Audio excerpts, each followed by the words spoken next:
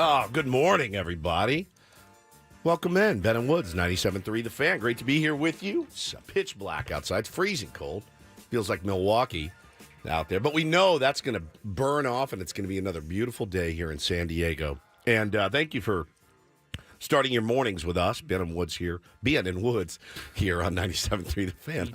I don't know what the hell just happened to me. I was swallowing a cough drop, and I got a little confused. I apologize. Put a little Sammy Levitt there on that. I heard that too. Yeah, Ben and Woods. Long Island, Sammy Levitt. Yeah, Ben and Woods. I'm Woods. That's Paul Reindl, the executive producer. Good morning, Paulie. Hey, how are you? Doing great. Ben Higgins, your friendly neighborhood sports anchor. Benjamin, how are you? Good morning. 1 week away from Thanksgiving, feasting with the family. Always fun. Oh, I can't wait. I do this every year. I build it up in my head. I prepare myself. I prepare my stomach. I prepare my appetite. And I get to the event, and I load my plate, and I eat about a quarter of it. And it's the anticipation of it. I do this every stinking year. And I finally get to the, I get to the good part. The clothes are off, right, where I'm at the good part. And I dive in, and I go, I eat literally about a quarter of it or half of it. Well, I don't know why I do that. I build it up in my brain every single year. But yes, as Jamie says in the chat, ready to down 15 deviled eggs easily. Maybe that has something to do with it. Once dinner arrives. Yeah. Well, ours goes, we show up at about noon, and then we eat at about 5. So there's a lot of time to graze at my mother-in-law's house. So that's what we do. And we'll get into all this. We're burning our Thanksgiving content for next week. Why'd you even bring it up? Because it's Thursday, and we won't be here next Thursday. So it's true. I got the new thing. We've never done this. We're doing Thanksgiving out. Won't be in town. We'll be in Las Vegas. So we're doing Thanksgiving at the Wynn, which I'm sure the spread is going to be great. Ooh, I'm not worried about the actual meal. No. But we're laying in bed last night, and Megan goes, it's going to be weird when we get back from vacation next week, like Friday afternoon. We're not going to have any leftovers. Zero. No Thanksgiving leftovers. It's like tough. The first time ever. And I go, That's happened to me before.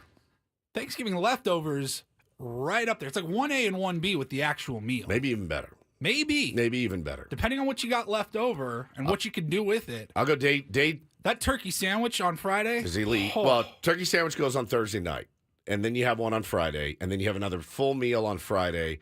By that time, I'm like, all right, I'm over it. And then Saturday, I'll usually get one more in, but I'm like, I don't want this. This is against my will, but somebody's got to eat this. And then I'm done. That's about as far as I can go. Save this for next week. All right. I mean, we're already Paulie's into food not going to be here, though. I know. We're not going to be here. We're already into food talk. Sandwich talk yesterday. Hope everyone enjoyed your sandwiches for lunch, which you had to go get after. I let you down. I did not go. Did you didn't guys get a go? sandwich? No. Paulie went right to get a sandwich Yep, after went on the my show. way home.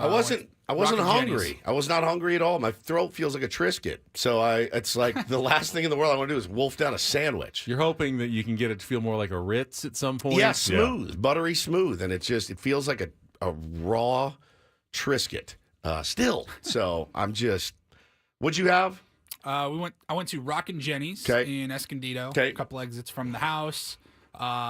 Just delicious. I got their famous turkey sub. They have the toasted Italian bread. They run through there, but it's regular. It's not a toasted sandwich. They just toast the bread. Right. Oh, it's so good. About you? Fantastic. I actually had a wrap, which is kind of a sandwich, but it's a wrap. Chicken wrap. But why didn't you just get a sandwich? Because my kids wanted to go to the kebab shop, so I got a chicken wrap instead. Okay. Sometimes you acquiesce to the wishes of the children when they have a desire. Yeah. Most times, even when they're the age of my children. They say, hey, you want to do lunch? And I go, yeah, I'm hungry. You want sandwiches? Yeah, we were thinking kebab shop. It's like, that's fine. All right, we'll do that. I can get a sandwich-like item with chicken and vegetables wrapped in some sort of bready product. You're a nice dad. I would have just said, we're getting sandwiches, so nut up, all right? My wife won't let me say nut up anymore. Ring it, Paulie. Go ahead. Yeah, not allowed to say it in the house.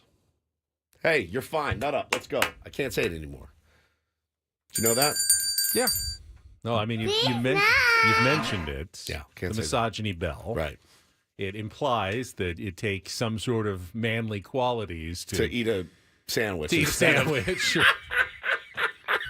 to have the fortitude to do whatever it is you are asking Correct. your children to do. You're fine. No need to whine. Nut up is what I've said before. And I get my hand slapped by my wife.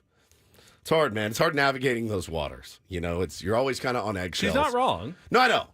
But I mean, they do have nuts. So, like, that's also not wrong. Scientifically, it's not wrong. So we had another incident last night. One of my kids had an accident in their the night before in their onesie. It's their like post swim class. They get naked and they put their onesie on. It's warm and cozy.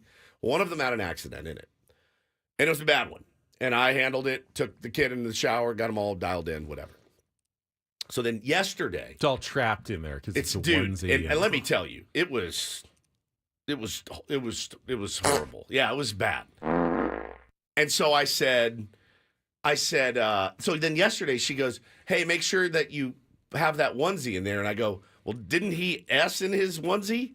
And she got mad at me. She thought I was making fun of him. And I go, I'm not making fun of him. He did take an S in his onesie. She's like, now you're mocking him. I'm not mocking him. I'm just literally saying, wasn't there a onesie that had doo-doo in it because of him? Yes? Yes, but he's here and now he's upset again. I go, well, I'm not trying to upset him. I'm just being matter of fact. Did he? It was like a court of law. I'm like, did he or did he not take an S in his onesie? And she's like, now you're just beating it in. And I'm like, all right, well, I don't know what to do anymore. Clearly, I'm lost. I'm lost as a parent. I'm just very matter of fact in my house. Sometimes the right thing to do, though, is to never speak of it again. That's usually my philosophy on You that. want answers? I think I'm entitled. Things You that go want wrong. answers? Me and my I wife. want the truth. You can't handle the truth. Yeah, he took an S in his onesie. What do you want me to do? My philosophy is we know bad things are going to happen. That's life. Oh. When they happen, just ignore them and never talk about them again. Well, and in the moment when he had the accident, he was very sad. I said, "Don't. There's nothing to worry about, dude. Daddy got you. Come here. I'm not trying to embarrass you. Like, let's get it done. Yes, but cleaned he's up. worried that people will talk about it in the future. He's not. Like on the radio. Yeah, exactly. Yes, exactly. Exactly. This is what's horrifying to the kids. Well, It's that listen. You'll never forget the time that I made that one mistake in my onesie, and you're going to talk about it forever, which is exactly what you're doing now. I was really confused as to Monster. in my mind because okay, Hannah says, "Well, I'm going to take this onesie. I'm going to throw it away," and I said, "Okay." By the next day, there's a onesie, and I go, "I thought he asked in his onesie." No, everything's fine. I got a new one. I was like, "Oh, okay." And she stopped mocking As him. if it never happened. Well, I'm you're not- magically erasing the memory from your child by pretending it never happened. Yeah, I certainly wasn't trying That's to shame good him. I parenting wasn't right there. trying to shame him. I was just stating matter of factly, there was a onesie. It was filled with feces, and now there's a new onesie. That's all I was saying. Trust me, I can't do anything right. It's one of the great things I think. I mean, for me, about growing up and getting older, is realizing these kind of things have happened to everybody, and stop being so embarrassed about the normal stuff in life that everybody has to deal with. You know, you're such as a kid, as a teenager, you're so worried about not being normal and fitting in, but everyone goes through crap. You know, I'm gonna tell literally you this, and though. figuratively in this case. I'm going to tell you this right now, though. I have had the conversation with both of my kids. Don't do it at school. Accidents happen. You get on the phone and you call me, and I'll come get you. Because you can't be the kid out at recess with doo-doo running down his leg. Even in first grade, guess what you'll be the rest of your life? You'll be doo-doo Ben for the rest of your life. Even in first grade. Remember that time Ben completely crapped his pants in school? So, yeah, I've had that conversation. Yes, accidents happen. You're going to do that, this and that. But you also want to protect your kids. You can't just have them freewheeling, going around going, hey, well, this is no problem. You know, like this happens to everybody, right? I would think that they have enough desire that they don't want to do it themselves, that Okay, they're well, already thinking about that. I want to belabor that point. That's it. That's all I'm saying. So anyway, I can't, I'm having a hard time navigating the home right now. Very hard. Very difficult time for me.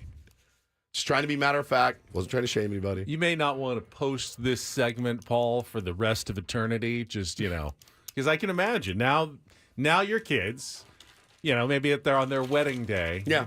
Oh, I'd tell that story on their wedding. You know that. I absolutely would tell that 20 story. plus years hence, You could actually play this segment at the wedding. Like, you know what? I was going to give a toast, but instead... I'll play this instead. I'm going to play this segment from November 21st, 2024. And this is going to be my toast at your wedding. It's just hard. You're trying to navigate the day, and you say something, and you get your hand slapped for it, and then you say something else, and then you get the hand slapped again, and it's like, oh, man, I just don't know what to do here. I feel like a real crap parent.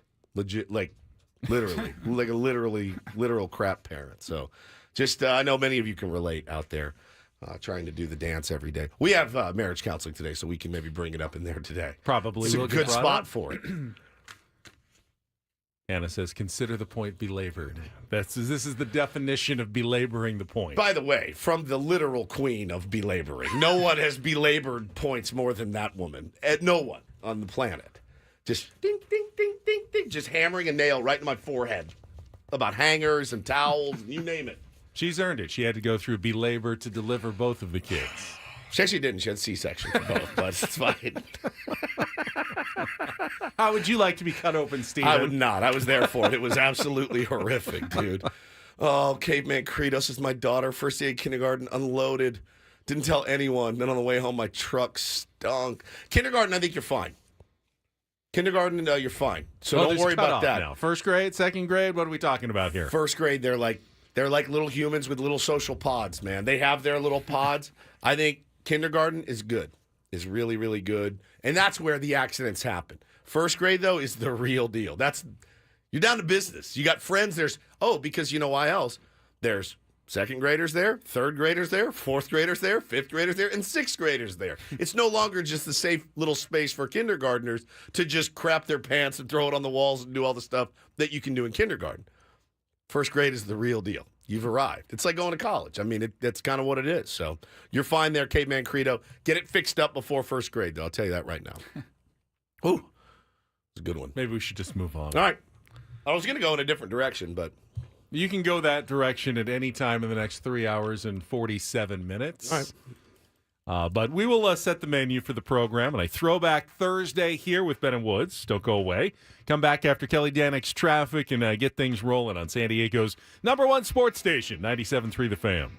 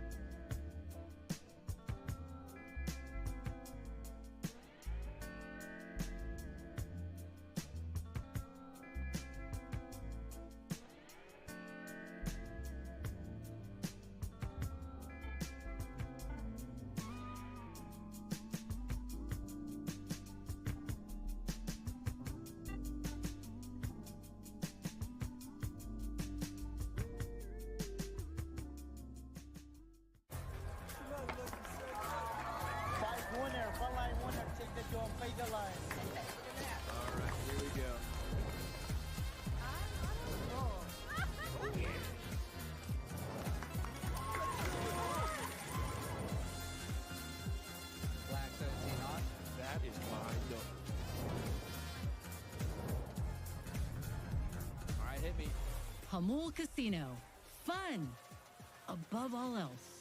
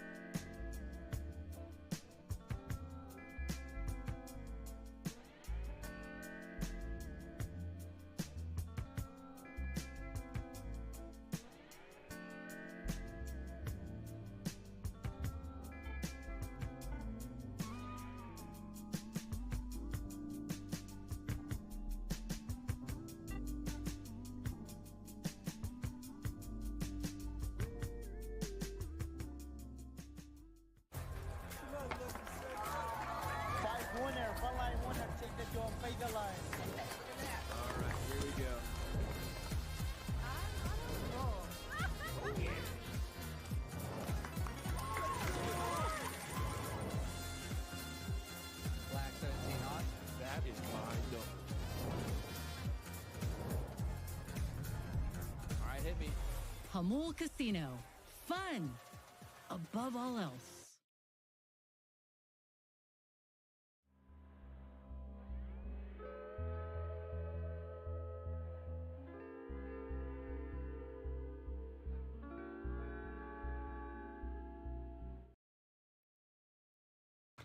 You know, I was just thinking, Benny. I was looking at Twitter.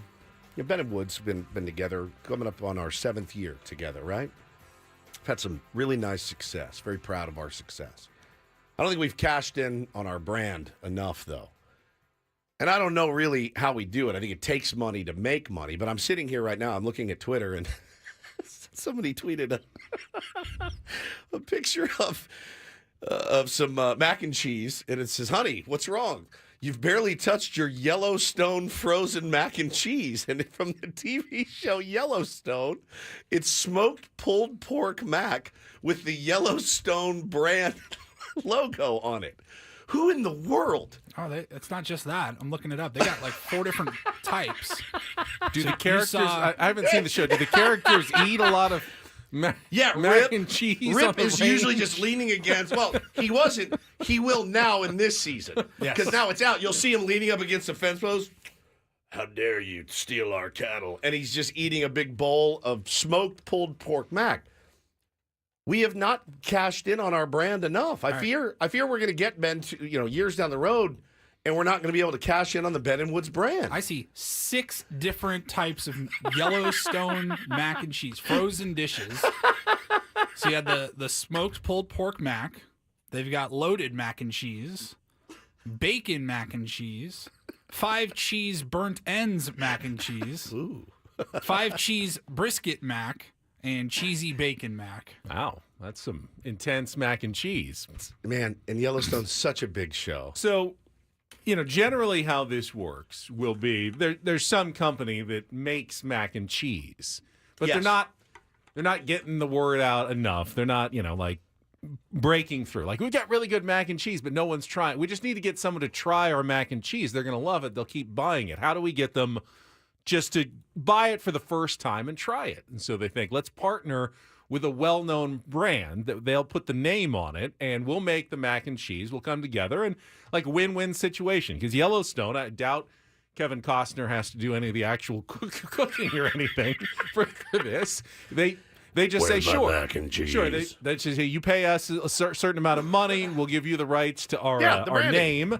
You go ahead and make the mac and cheese, and then you keep the sales, and that's how an agreement like that works. And if people gets them in the door and they like the mac and cheese, well, that's a win for the company that makes the mac and cheese as well. I'm dead. I Oh can't. my God, dude. What? I'm What else do reading, they have? Well, I'm reading. I typed it into Google, Yellowstone mac and cheese, and the first thing that popped up was this website, Wide Open Country. It's a country lifestyle blog website. And the headline is, I ate 10 servings of Yellowstone mac and cheese in 48 hours. Here's what happened. My God, what happened? I'm trying to read through it. It's dig a into long, it. lengthy piece, but he wanted to give a full review. And he goes, however, I do have a deadline. And my editor said, if I can do it in 48 hours, it's good to go. So he had 10 different dishes of mac and cheese in 48 hours. Easy. Yeah, that's not too. Come that's on, not we too can get bad. into Now that. it's frozen mac and cheese, though. Right. Well, I would assume he heated it up before. Yeah. But I mean, it's not like it's Frozen mac and cheese. I mean, it stays pretty good. That's I mean, fair. it's not a problem. But here's the issue: when you're off, you're giving up your brand to slap it on a product. Yeah. There's too many brands that just don't care. Hey, all right, you're paying me. I don't care what the quality of this product, and you end up with a lot of your name and a lot of chintzy stuff out there. And you really have to be kind of careful. I would like to think that you and I, when we endorse something, it's not Ben and Woods Casino. It's still 7 Mile Casino. Yeah. But when we're endorsing it and putting our name on it, we go and we look into it, and we want to make sure that it's generally, something that we ourselves would like to use and do use. Or have used, yes. You love your Eco Water. I've been having fun playing Prize Picks. Whatever it is, when you put your name on something or attach it to something, if you're a hopefully somewhat quality human being, you're going to at least make sure that the people you're telling, you're not steering them in the wrong direction. I want to strike while the iron's hot. My vision is like Ben and Woods laundromats on every corner. Just something with our name. Well, then I on it. want them to be quality laundromats Of course, filled as with do I. great B&B appliances like the Yes. Speed Queen, Of built course. better to last longer if we're going to do Ben and Woods laundromats. Is that a growth industry? I don't know. I don't know Tried either. the Ben and Woods Bowl instead of the holiday, or which Ben and Woods Bowl. Yep. Which was that the one Holiday that had Bowl, the naming yeah. rights? Yeah. We tried. Tried. Yeah. They didn't Didn't get it. Sucks, Direct man. TV Just feel like snuck in and beat us out. I feel like you have a brand, you want to use it, and they're doing it. I mean, they are crushing. Yellowstone is they have so much stuff. They have like a catalog of Dress Like Rip. You can buy all the gear. I mean, it is like really cosplay central. You've never seen the show? I still have not seen the show. Pretty good. It's dirty. Like it's it's a guilty pleasure.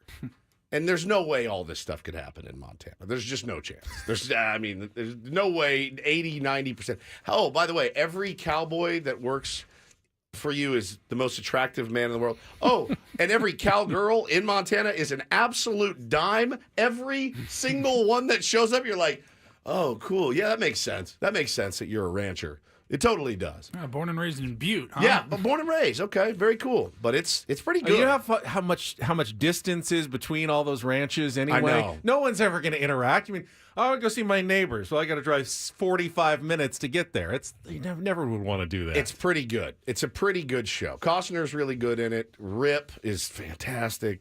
But it's it's like a soap opera. It's a modern. Does Megan watch it or anything? No Yellowstone. I'm the only one. Yeah. Ah, boy, I got sucked Haven't in. gotten around to it. I got sucked in, and I was done for. New season's out too, so just in case. Well, buy some of the mac and cheese then. I may try. Support the brand that you enjoy so much. I may try. Yeah, they have their own line of clothes and everything. It is nuts. All right, coming up on the program today, setting the menu. The Cy Young Awards announced yesterday. No big surprises. Also have some new news about Roki Sasaki. Not only what Rob Manfred had to say yesterday, but Evan Drellick, who we talked about yesterday from The Athletic, had a new piece this morning talking Dodgers. about Roki Sasaki and the Dodgers. Some spicy stuff. And Up we to can get no to that good. coming up. Maybe. Up to no good. I'm going to choose to believe that something untoward happened. I've seen their act before. I've seen that act before, Paulie. I'm actually disgusted. If this is true, I'm disgusted by their here we go again, another offseason, another cover-up. Coming up in the 7 o'clock hour, LeBron James announced yesterday that he is going to be taking an indefinite break from social media. Okay. And anytime LeBron does something, obviously it's going to elicit some reactions and opinions. But, why is he choosing to do this now? What's different? It's an interesting Should story. we all be doing this at some point? I know you did it recently. And you can offer some of your thoughts on what the experience was like to take a little break from social media, but thought that was interesting. He has a ton of followers. 159 million Instagram followers, 53 million followers on X, and he's just leaving them all high and dry. We teased late in the program yesterday that we had a very big and fun and great interview. Big surprise guest coming up in the second half of Ben and Woods. Would you like to reveal what we have learned about our surprise guest? It's not happening. It's not happening. What happens at the end? Just slowly fades.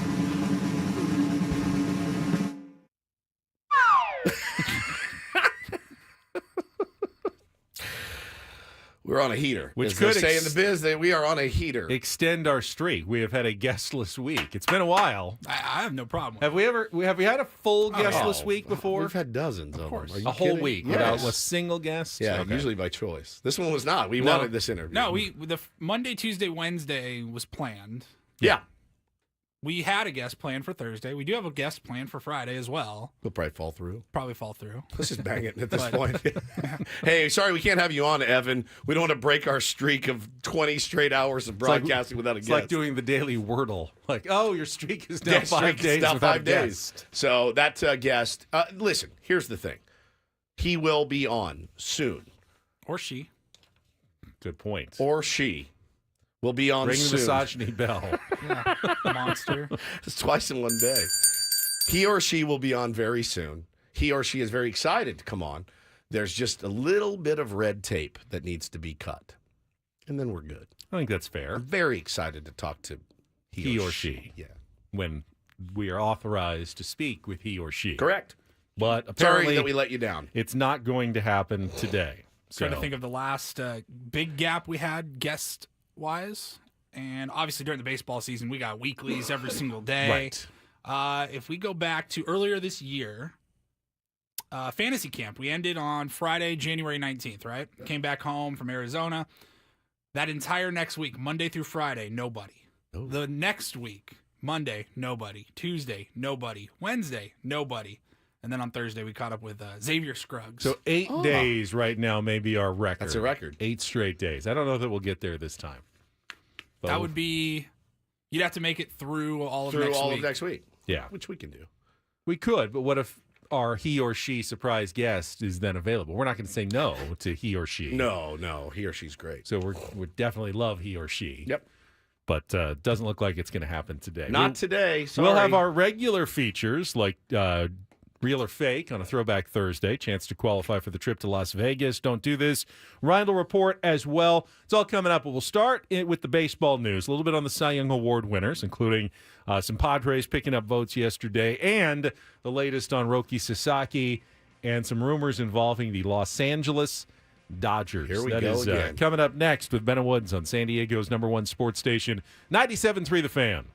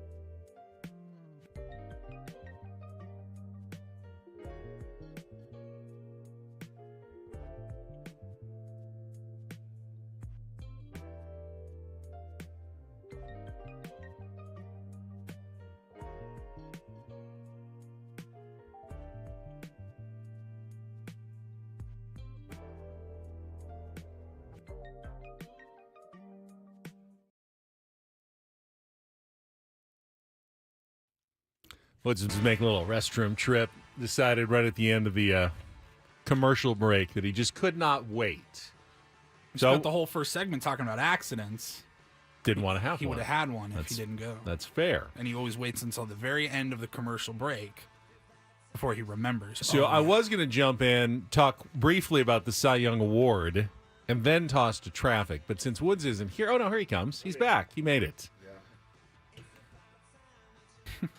So after the Padres, and yesterday the joke was simply second best because they were the runners-up for so many of these postseason awards. Simply fourth best in the National League Cy Young Award. But congratulations, Dylan Cease. Still an outstanding season. Yep. Ranked by the Writers of America, the fourth best pitcher in the National League. In the voting that was revealed yesterday that awarded Chris Sale his first Cy Young Award. After many close calls. So He had many been close calls. Second, fourth, third, fifth. I mean, he had been a top 5 Cy Young Award vote getter multiple times in his career, but had never won one until yesterday. And thought it was a pretty obvious choice. Zach Wheeler got a handful of first place votes, but it was a fairly runaway in the National League with Chris Sale winning. Also, I saw the argument that with this Cy Young, he has stamped his ticket to Cooperstown at the end of his career. Fair. Which is, I never really thought about Chris Sale as a Hall of Fame pitcher, but now, putting it all together and adding a Cy Young to the mix, he has a pretty good candidacy ahead of him. Meanwhile, also in the American League, a unanimous selection, Tarek Skubal got all 30 first-place votes. It was his 28th birthday yesterday, which was kind of cool to learn you'll win the Cy Young Award on your birthday.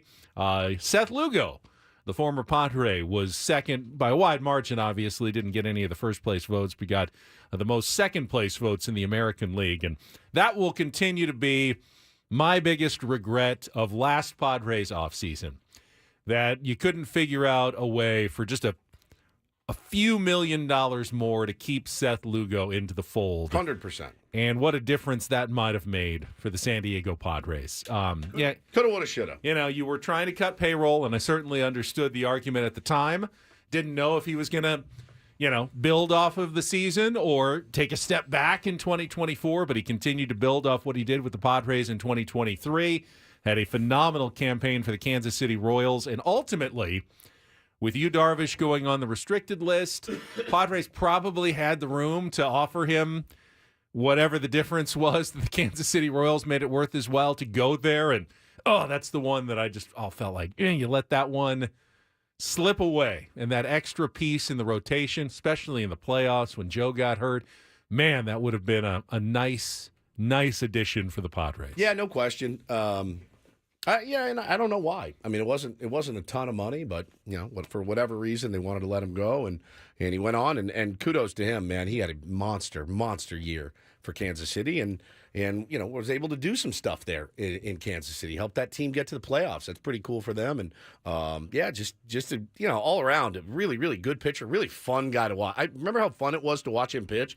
He just seemed locked in every game. Yeah. There was no messing around, no dilly-dallying here and there. He just attacked the zone. He was just a really enjoyable watch for the Padres and the Royals. So, good dude. Congratulations to him. Michael King got a couple got a couple down ballot votes, Yeah. finished 7th, I think, overall in the voting. And Take that, man. Two guys in the top 10, Cy Young. I would expect his trajectory going up. Yeah. That, 7th might be the lowest he finishes, hopefully, for the next couple of years and hopefully beyond if he stays with the San Diego Padres as well. Pretty interesting to think about how that trade all went down, now, especially, as it stands right now. If I'm the Yankees, I'm pretty terrified I'm going to lose Juan Soto to the Mets or the Red Sox or, any other team, the Phillies.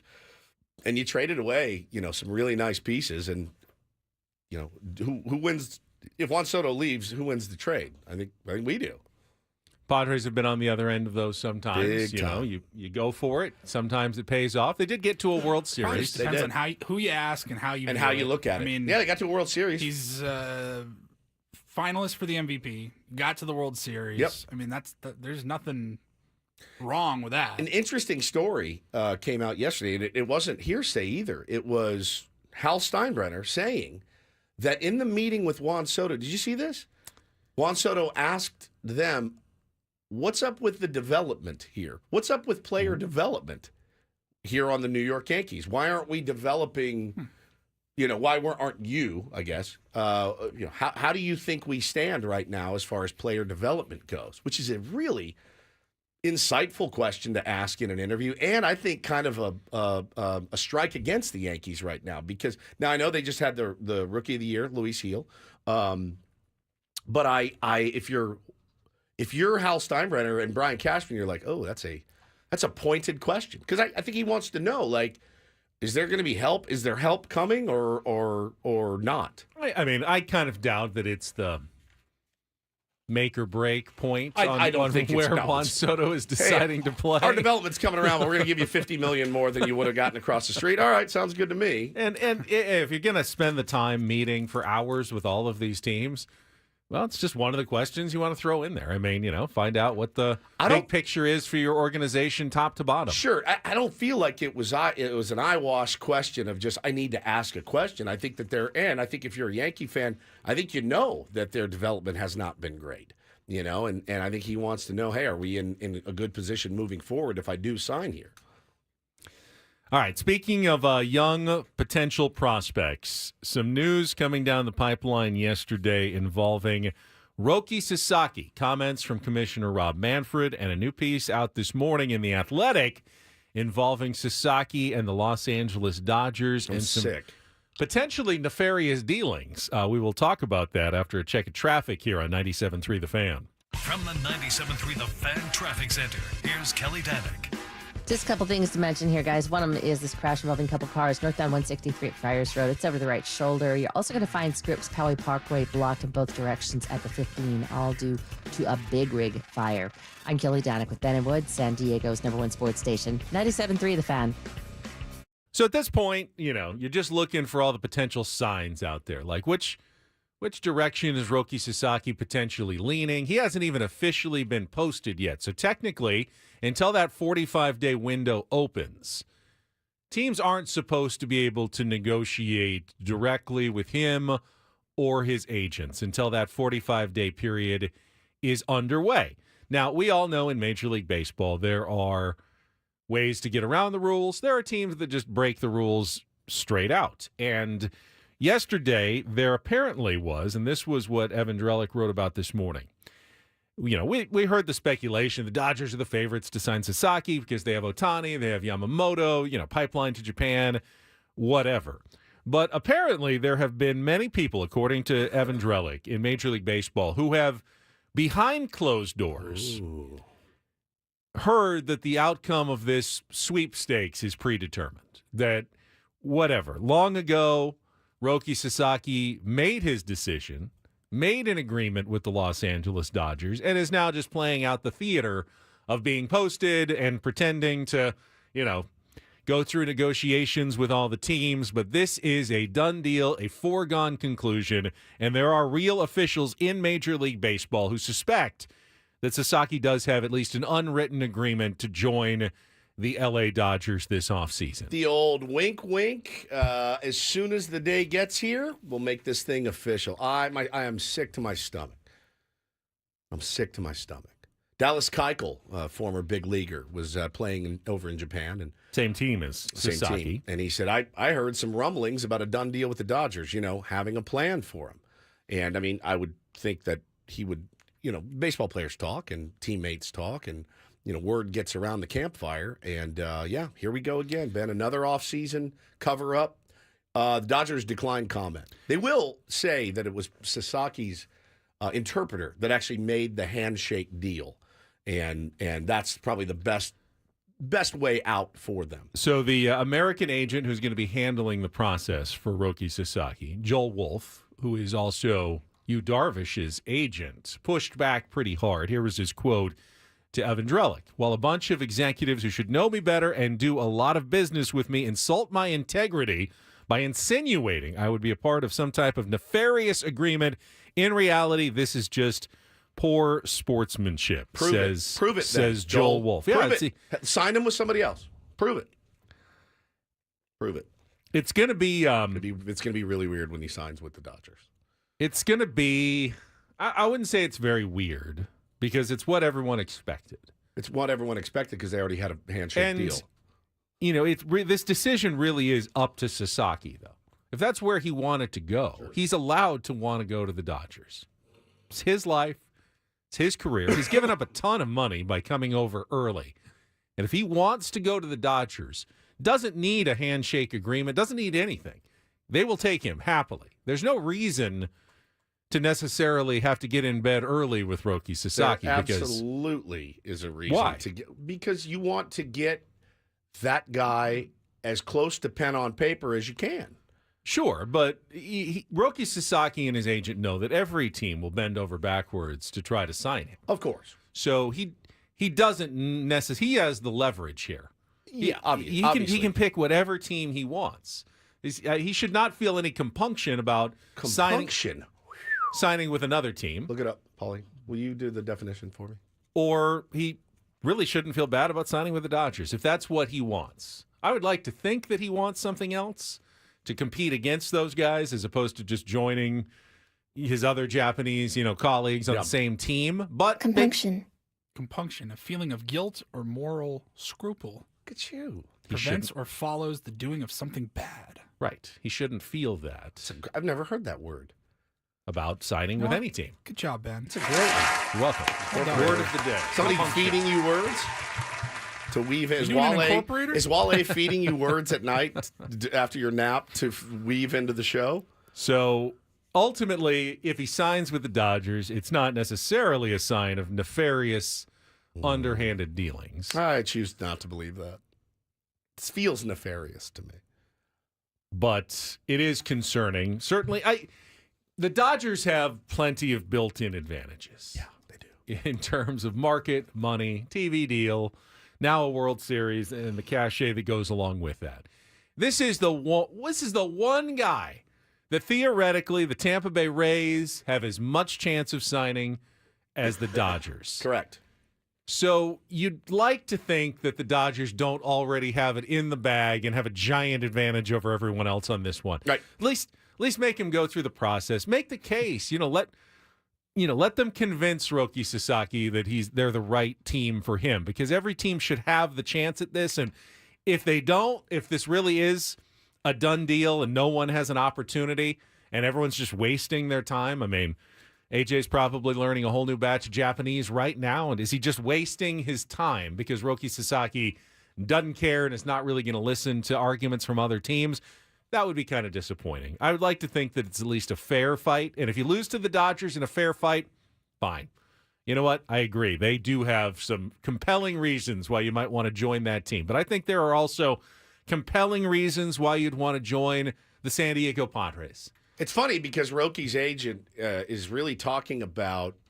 He's talking about when he says unsportsmanlike. He's talking about the people that are going and complaining to the commissioner about, hey, what's this I'm hearing about this and that? Like a bunch of rats actually going in and saying, I'm hearing there's a handshake deal in place, and this can't be. And look, it's sour grapes before you've even tasted the wine at this point. Yeah, They're already complaining about the result of something that's not done. Well, and that it was when it came out. I mean, the minute they said he was coming here, 98% chance. Remember, everyone, 98% chance. And then you got players talking about how they're hearing that it's already a done deal. I mean, look, dude, the rumor mill is the rumor mill. A lot of times rumors are true. And so I don't think it's a black mark on anybody. If it's not a black mark on Joel Wolfe if he ends up signing with the Dodgers, because that's where he wanted to be. To be fair, I mean, there's also some other rumors in the mill about, a Padres connection in the past. Well, we know about a Padres connection. Of course we do. Yeah. So, that exists as well. Is it nefarious if he signs with the Padres? I mean, essentially any team that signs Roki Sasaki is going to get the side eye from the other 29. You think so? I think only the Dodgers will get the side eye. No, the Padres would get it too. I'm pretty sure that AJ Preller will get some side eyes if they sign, because he gets side eyes for everything he does in Major League Baseball. Well, that's fair, that. But what's the reason? There won't be a reason. There might not be a reason why they're doing it with the Dodgers right now. There's not. Funny. I mean, there's no reporting from Evan Drellick of secret meetings or guaranteed offers or anything. It's simply executives behind the scenes in baseball already going to the commissioner and going, here's what I'm hearing, that he's already got a deal with the Dodgers. But they're not laying out any evidence of, some sort of, CIA type plot that they had going for years and years. You're a sweet kid. I guarantee you there's some sort of CIA plot going on to get him to the Dodgers. I promise you. My tinfoil hat is on. Okay? Who does that benefit? It benefits the Dodgers. Does it benefit Major League Baseball for Roki Sasaki to go to the Dodgers? I would argue that it doesn't. I would argue that it benefits Major League Baseball to spread some of that talent around to other organizations, and that by coalescing all the Japanese major stars on one team actually hurts Major League Baseball more. Well, the Dodgers not in Japan, though. The Dodgers can't get more attention in Japan. They already had more people watching the World Series in Japan than they did in the entire United States. That's true. You think there's more people? Oh, well, 70% of Japan watched the Dodgers already. But now that Sasaki's on, we're going to get up to 100. It's still going to be 70. Everybody who's watching in Japan who wanted to watch is already watching. If he goes to another team, you may now have another team that gets 70% of Japan watching. It makes more sense for baseball for him to go to anywhere but the Dodgers.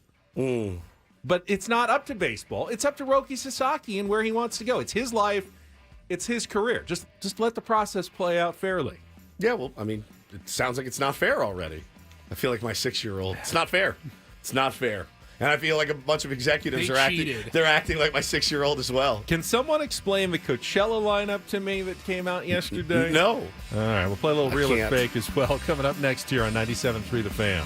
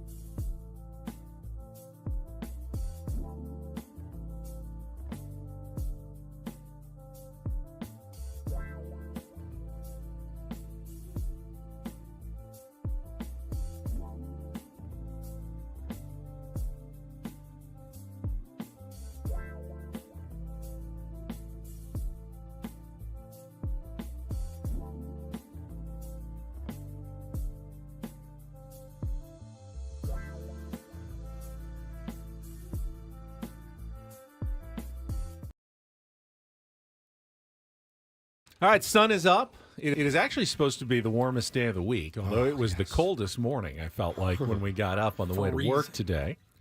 We're so soft here. Then again, we could be in Cleveland, side of tonight's Thursday night football game, where I just checked the forecast for kickoff, 35 degrees and raining. Oh, God. 35 and rain. Yeah, just warm enough to keep it from turning into snow. We all live in San Diego now, but we've been in the cold weather before. I've lived in it. I've lived in Seattle. It gets cold, too. Ben, I don't know about you. But Ben never has. anytime I watch a football game when it's like below 30 or something, I envision getting hit like that. Like, yeah.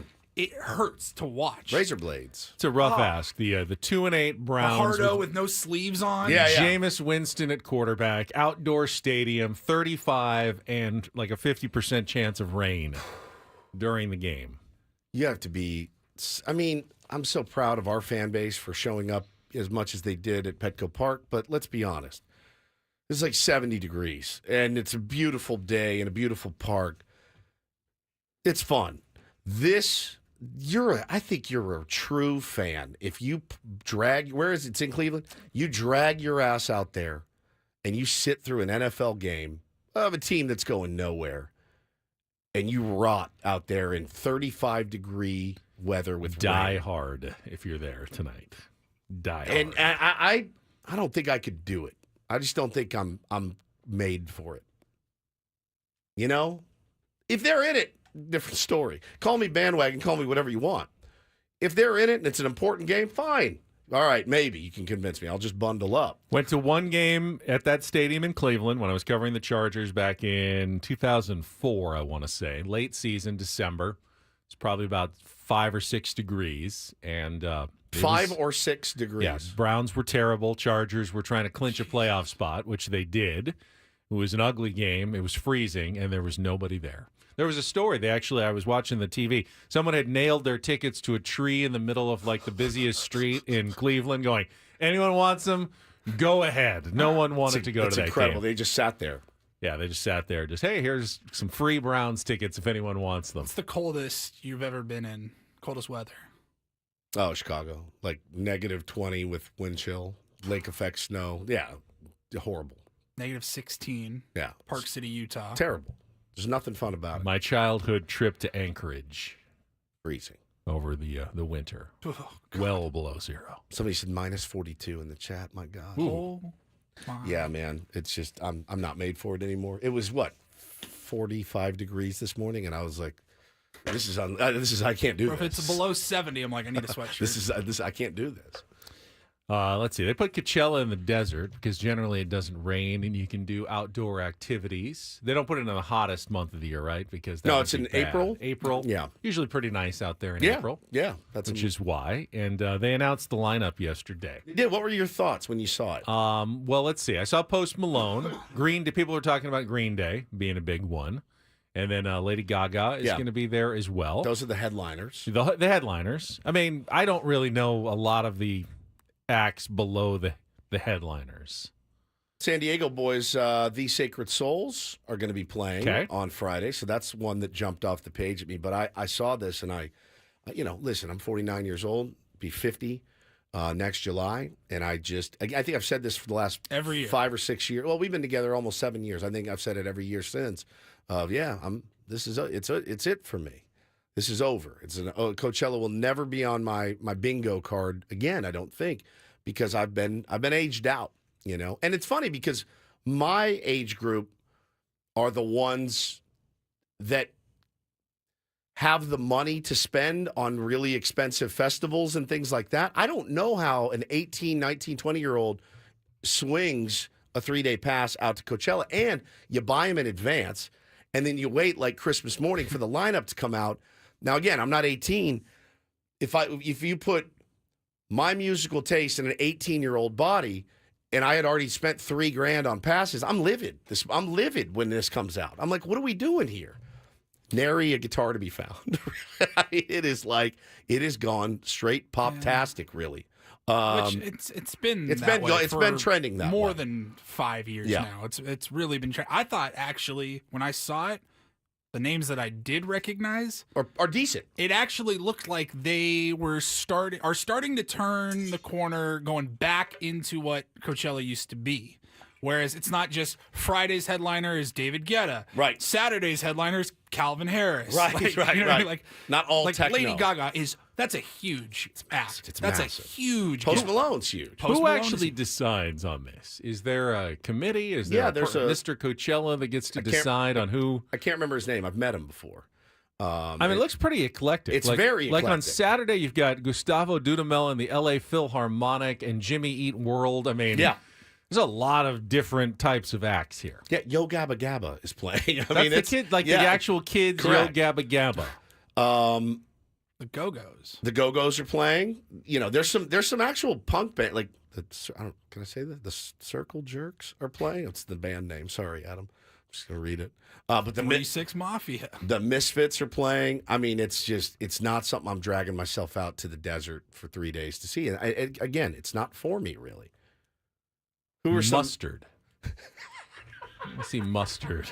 Holly, pull up a little mustard if you could Mustard. while we're here. They're actually like the fifth name listed on Friday, I think. I've never heard of Mustard. I haven't either. I'm a music guy and I've not heard of mustard. Mustard. Looking at a couple others here. Yeah, I mean, I'm in the dark. Really, Is it a DJ? I don't It says know. DJ Mustard. Does it say DJ Mustard? It's yeah. Bob. Every song has the explicit. Oh, mark okay. next to it, so I don't Can't think really I can. call anything up. Now, at first glance, you may look to the I mean, bottom. he was on. He did. He's at least credited on Spotify with Pure Water with Migos. Okay, so maybe he's the DJ or something. Yeah, yeah. At first glance, if you look on Saturday, you look towards the bottom of the page, you say, "Oh my God, that's Bob Dylan." No. Saw that. It's Bob Villain. Oh, a villain. Well, I would have thought he would have been higher up on the. If it was Bob Dylan, he would have been. If it was Bob Dylan, every single person there would have been like, "Who the hell Yeah, is this?" they would have been livid with it. Japanese breakfast. Japanese breakfast. The I've heard Viagra of. Boys. Viagra Boys sing your song "Sports." Oh, they do. Yeah, they're pretty good. Ty Dolla Sign, Show strippers. B Badoobie, Polo and Pan will be there. Coco And and it just says Breezy. at the bottom, just Travis Scott in the desert. Yeah. So I don't know. Is that all 3 days he's doing stuff? Is that one day? Because he's a huge act as well. Okay. But it doesn't say what day he's participating. Yeah, it's definitely not. It's definitely not for me. But if you're going, I hope you have a great time. And if you don't want to go, Glorilla, Ben, you excited for Glorilla? I am excited for Glorilla. Bob Villain makes me laugh. It's a really good name. It's not actually. Villain. It's though. Villan. Bob Villain. Bob Villain. That's a cool. Then does he cover Bob Dylan? I have no or idea. is Never he heard of just him. that's his actual name, like I have never. Mr. and Mrs. Villain's son, Bob. Michael says, I still listen to Hiatus Coyote from when you guys did this, but last year. Yeah. So if we can turn you guys on to some new music here on Ben and Woods, that's what we're. Ben, King Gizzard and the Wizard. That was so They good. actually They're turned out to be such pretty a big, Good actually. band. Huge. They're such a good band. Yeah. Really. So it's not for me, but if you're going, I'm not going to rip on you.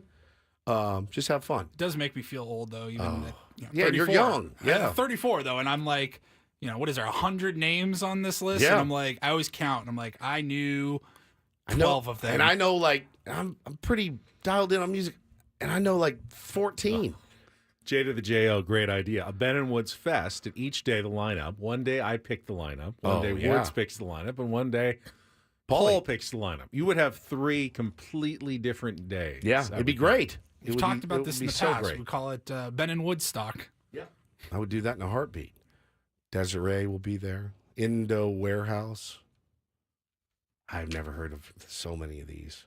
I just have Chris Cross and some of his friends. Chris Cross. Christopher Cross. Oh, Christopher. Not Chris not Cross. Chris Cross. Christopher Cross. Got it. Well, listen, have fun out there in the desert, you crazy kids. I will be at home. Need a contestant for real or fake? If you want to call in right now, chance to qualify for a trip to Las Vegas, 833-288-0973. Dial us right now, 833-288-0973. Woods actually had a great idea late last night. He said, do a real or fake Coachella bands because it's perfect. I mean, just a bunch of weird-sounding names.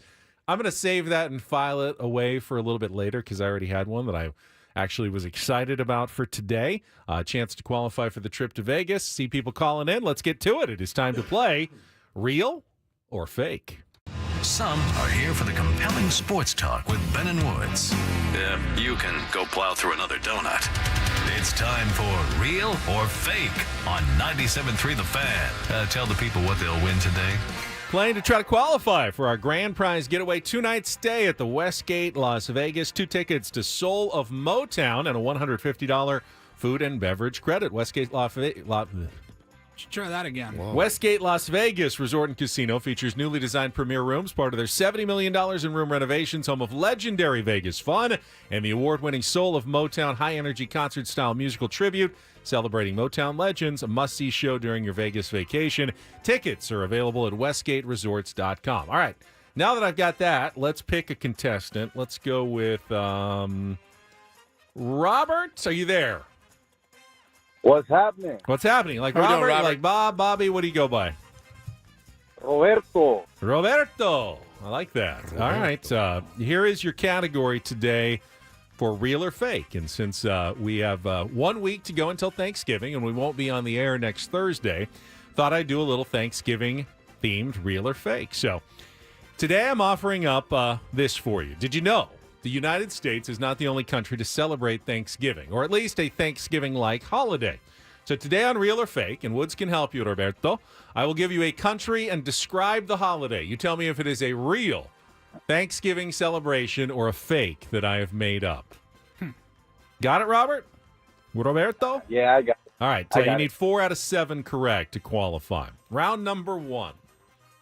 Real or fake? In Rwanda, there's a feast where people drink beer made out of bananas. Real or fake on their Thanksgiving? Banana beer.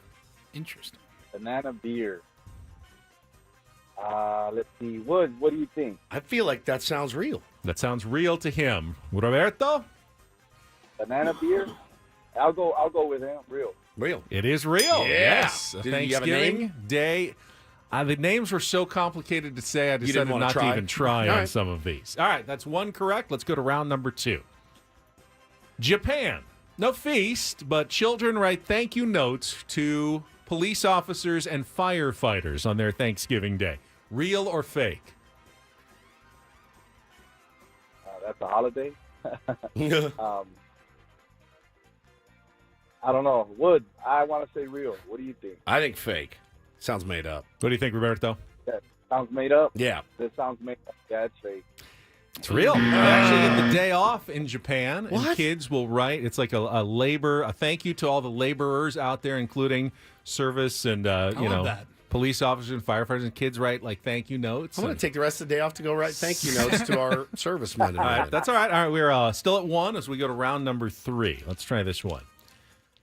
In Ghana, an annual festival where people settle feuds and other disagreements while eating fermented cornmeal and fish for Thanksgiving. Real or fake? That's fake. Let's see. I can see I a little. wanna say- I see a glint in his eye. I really do. I think it's fake. I'm reading his. Like we're playing poker right now. I think it's fake. Roberto, it's up to you. It's your call though. All right. Falso. Fake. It's real. God Let me dang it! stop listening to Woods. All right, sorry, bro. Don't you like that, though? You have a I know. whole day devoted, like, all right, let's settle our feuds, settle our disagreements. That sounds awful. That sounds terrible. Water under the bridge. What's the name of that fest? We I can see do it at again. our I Christmas. gotta find Let's the do it at our names. Christmas show. That one's in Ghana, though. We can do it at All our right. Christmas show. Eat fermented fish. Settle all of our No, differences. it's regular fish. It's fermented cornmeal. Oh, sorry. Regular fish, fermented cornmeal. Let's go to round number 4. In Peru, people remain silent all day while preparing an elaborate feast, which they eat at sunset before enjoying fireworks displays. Fake. It's got to be. Man. It's got to be. Got to be. He hasn't had a fake one yet. All right, fake. Fake. Yeah, that was fake. Thank God. That was fake. All right, we've got 2 correct. Let's go to round number 5. Madagascar. People prepare a traditional dessert called cinctrum, which are plantains cooked in honey, vanilla, and cinnamon. Real or fake? That sounds amazing. Sounds delicious. That sounds good. Yeah. I'll go real. Real. Totally made everything up on that. That's completely fake. That sounds All delicious. right, you need to get the last 2 right. We're down to round 6, and you only have 2. South Korea eating a traditional meal featuring filled rice cakes steamed on pine needles. Real or fake Thanksgiving, Roberto? Rice cake in Korea. What do you think, Wood? I was hoping you wouldn't ask me. You got to get one of them right. Come on. Damn it. Fake. I want to say real. All right. Let's For go the with your. simple Let's fact go that with your Roberto, gut. what is it? I need an answer. Let's go with your gut. Real. Real. Yeah, you're still Oh my alive. God, That is I real. totally said fake. All right, once again, it comes down to round 7. You need this one correct for all the marbles. Real or fake Thanksgiving? In India, they boil rice in a pot of milk and then celebrate with a special cheer when the milk boils over the side. Real or fake? Don't ask. Sounds like something out of a cartoon. You know what? I'm going to go fake.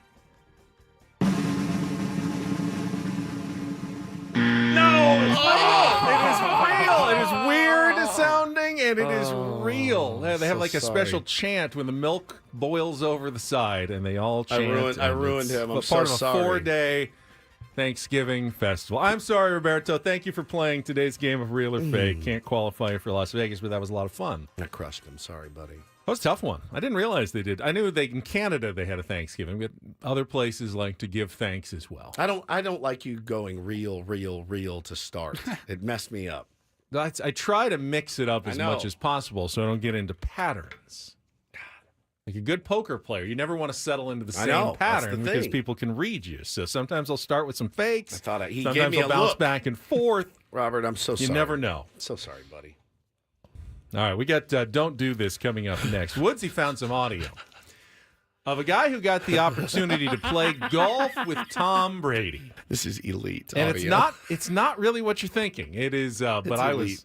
It was elite. And we will get to that coming up next after traffic here on 97.3 The Fan.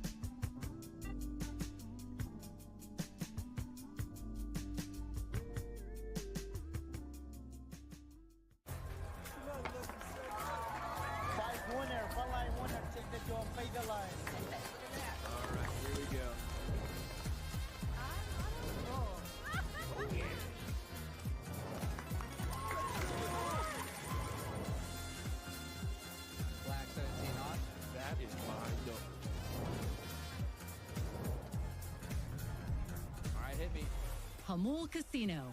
Fun above all else.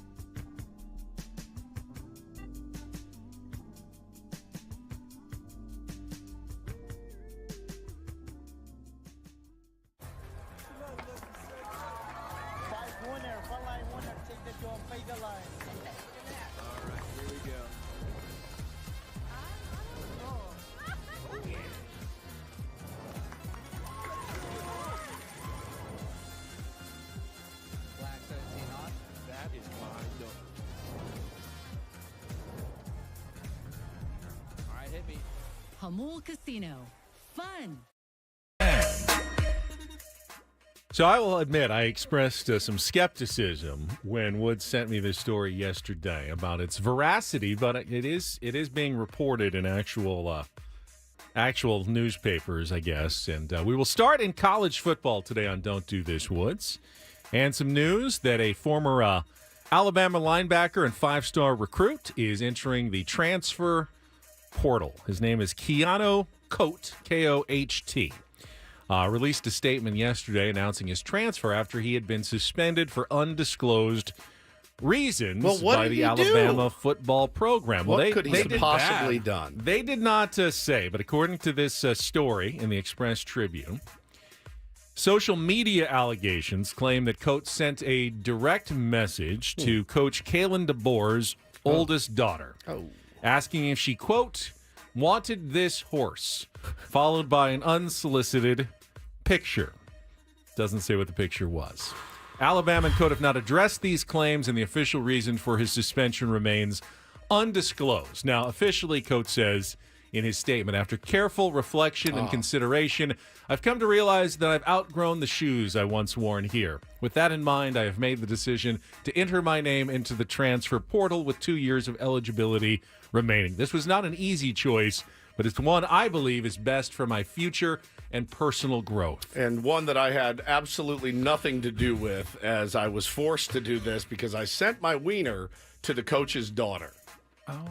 You got to be the dumbest dude on the planet. You don't go after the boss's daughter. No, you don't. You don't. Admiral, the Penny Benjamin thing from Yes, Top Gun. 100%. Don't make a my pass God. at Penny Benjamin. All those asking if she, quote, wanted this horse. That doesn't say what the picture was of. You know what it was of. I doubt it was a horse. Yeah, I have an extra horse. Do you want this one? The story also includes What an idiot. a picture of Coach DeBoer and his looks like two daughters, Yeah. both lovely, young-looking women. One is in college. The one. The older one? Older. Okay. Yeah. How does that go? Dad. Dad, you got a problem Is this one of here? your, Is this one of your guys? The unsolicited hog is one I will never understand. Ever. Has it ever worked? Has anyone ever opened a message and went, all right, I'm Whoa. in. Wow, I'm on board. Let's go. I know I don't know you, but I'm all in on this. Where you at? You say you're in Victorville? Okay. Yeah. I'll be right there. You've got to be the who and who's the college now that says, yeah, we'll take he's 5-star. 5-star from Alabama. Sean Somebody will Lewis take him. picking up the phone right now. Better not, dude. God. All those women at Alabama. All the women that you could choose from. And you go to the coach's daughter in the DMs. If it'd be one thing entirely. If you went, hey, would you like to have a cup of coffee with me? Well, I'm coaching. It's different. Do you want this horse? Boing. Have you ever received unsolicited pictures? Yes.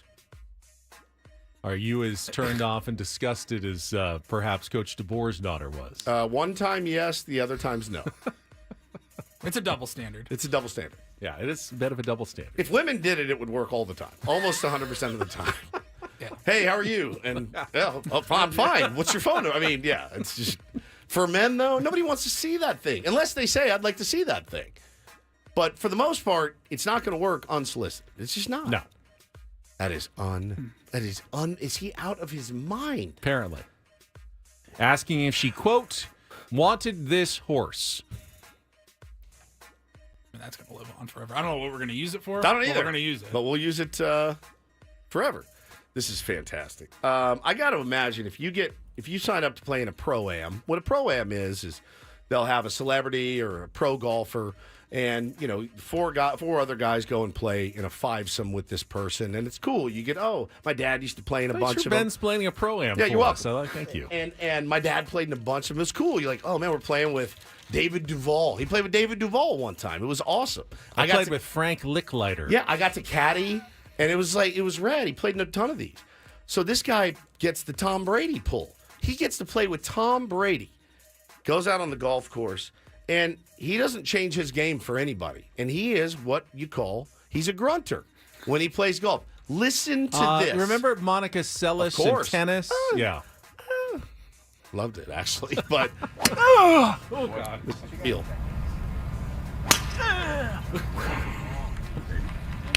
High five, Tom Brady. Attaboy. Oh, my God. Please welcome John Martin. Does the grunt give you like 5% more? 10, at least. He's unbelievable. You take what we Take what we can get. Say we can get. Wow. He's got Tom Brady giving him an attaboy. Can you separate just all of I can't even imagine if I was like just randomly paired with that guy. Or you're not a grunter. No. There's baseball players that are grunters too. You Yeah. can hear them from the mound. Shouldn't you grunt before you're trying to and then you hit and you're trying to put some power into it. He hits and then afterwards just releases the grunt at the end. The timing was off. I need it again. I want it. That My one. favorite. It kills him. What in the world? reason. You would think like, all right, He doesn't man. do it as putts, I hope. No, but you got to think like, oh my God, I'm playing with Tom Brady today. Be cool, man. I'd be in the mirror. I'd be like, be cool. You're gonna want to grunt. Let's not do it today. You don't want to make a total ass out of yourself. Just be cool today, bro. Be cool. You got this. I wouldn't say a word because Tom Brady's cool as hell. Like, I guess if you're striping it though, I guess it doesn't really matter. Like, you heard Tom Brady going, "That a boy, that a boy." It's just looking. I swear to God, you could play it on a loop for an hour, and I would not be disappointed. I was looking at some of our saved sound bites just from the last few weeks. I mean, this is right up there with, remember the Stanford broadcaster?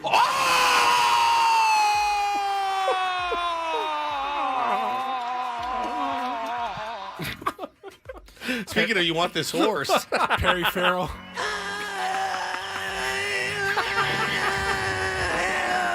When Perry Farrell goes to the golf course, it sounds like.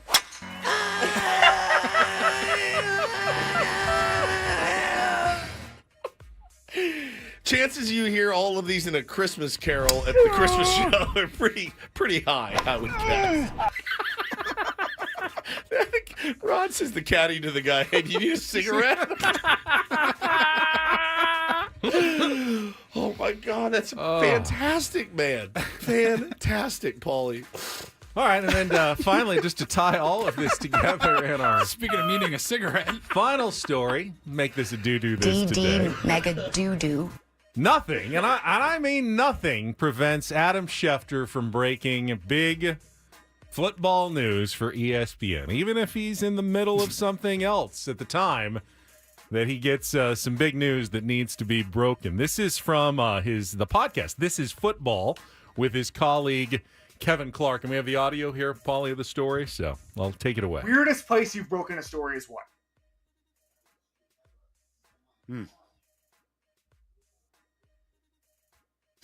he's thinking.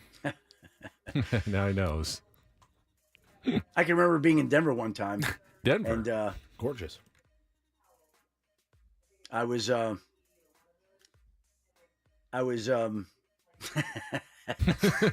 what a creep. how do I say this? I had just spent time with this woman for the first time. Yeah. Okay. And Sure. and got a text that Dale Carter was being suspended. I think it was for 8 games for substance abuse. And so as I continue to lay there, confirm it, and got the job done, Kevin. Post-coitus. In every which way. Whoa! Easy. Wow. I can't see too well. Is that John Holmes over there? What's happening? Carnal relations. Shefty. Talk about a Shefty bomb. That is a huge Shefty bomb. Hey, hang on, sweetheart. Let me just knock this out real quick. Confirm this and send out a tweet. like he's saving the world.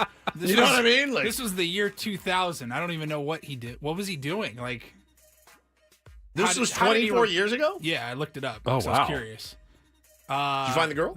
He had to file like a story to like suspension the was in ESPN 2000. Wire. Yeah, so, right. Yeah, this wasn't even a tweet. This He was like posted on MySpace. a story filed to ESPN immediately. Just hang on. Hold on, sweetheart. I'll be back. I gotta get on the phone with Bristol. I'll be back with you in a minute. Got to send the Now story in. Schefter's now married, has a daughter. No word on whether this was his. I don't think it was his future wife. I don't believe it. Well, I guess it could have been. But I've seen the Schefter story. He married Adam Schefter. Somebody said, "Oh my God." He married So a widow. good. He married a widow from her husband died in 9/11. 9/11. That's So right. this was I remember before. that. This was a year before that. Before the terrorist attack, so it's probably So yeah, hadn't 3, met, 4, 5 obviously, years before. so it wouldn't have been his Single his man. future wife, Single man doing. his job. We Oh don't- my God. We don't have that kind of. We don't have that kind of job. We do. You get plenty of news. You just don't break it. I just don't break it. Yeah. I could have broken many stories, but that would entail me to have to do the first part. So. Was that Ben? That's Ben. What were you doing? Obviously, I just hit a golf ball. Yeah, clearly. Or just broke the Dale Carter news.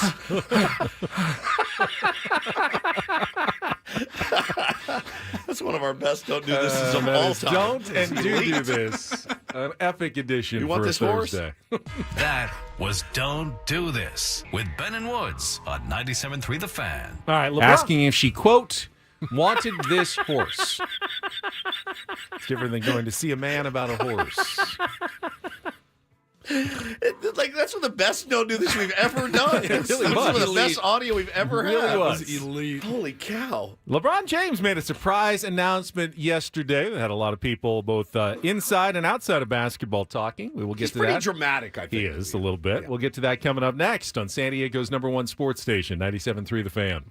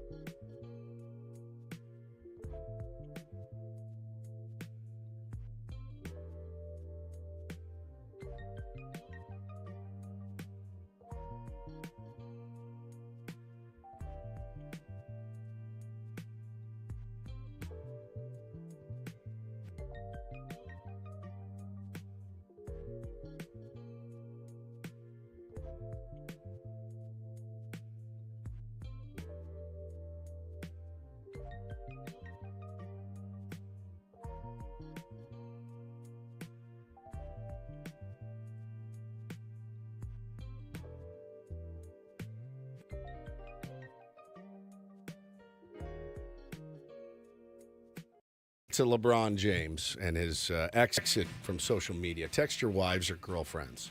You want this horse. And then send the screenshots to @Ben&Woods on Twitter. Do you want Don't this include horse? the picture. No picture. No. What is it? Do you want this horse? Or just say you want this horse? Or do you want this horse? Or just you want asking if she, quote, wanted this horse. Yeah, want this horse? Want this horse? Question mark. And then send us your wife or girlfriend's response. Please don't send this unsolicited to some woman that you're courting. I just got one. Oh, you got one? Megan sent it to you. No. You want this horse? Our buddy Roman, he said, I'm sending that, do you want this horse, to my girlfriend. Response, I said, good luck. Response was, babe, I'm eating toast in the break room. So what it sounds like is... No. Well, it sounds like yes, later. Not right. See, that's not a no.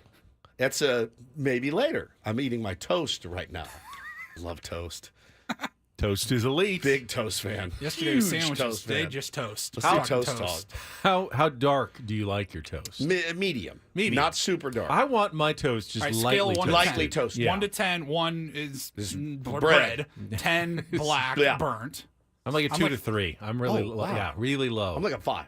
I was going to say 5, maybe even 6. You know when you get it from a Denny's or a Waffle House or something, they give you your toast, and it's like that yellowed. It's light, and they've got the butter that's already melted in there. Oh, I can never replicate it They at home. sandwich the butter in between so it gets all melty. But I don't like it when the toast is too like crummy because it's gotten too hard and crispy. I want it to still be bread-like in many ways. Almost a little, yes, a little soft, but not like bread. Right. Yeah, just a little toast is perfect. I love toast.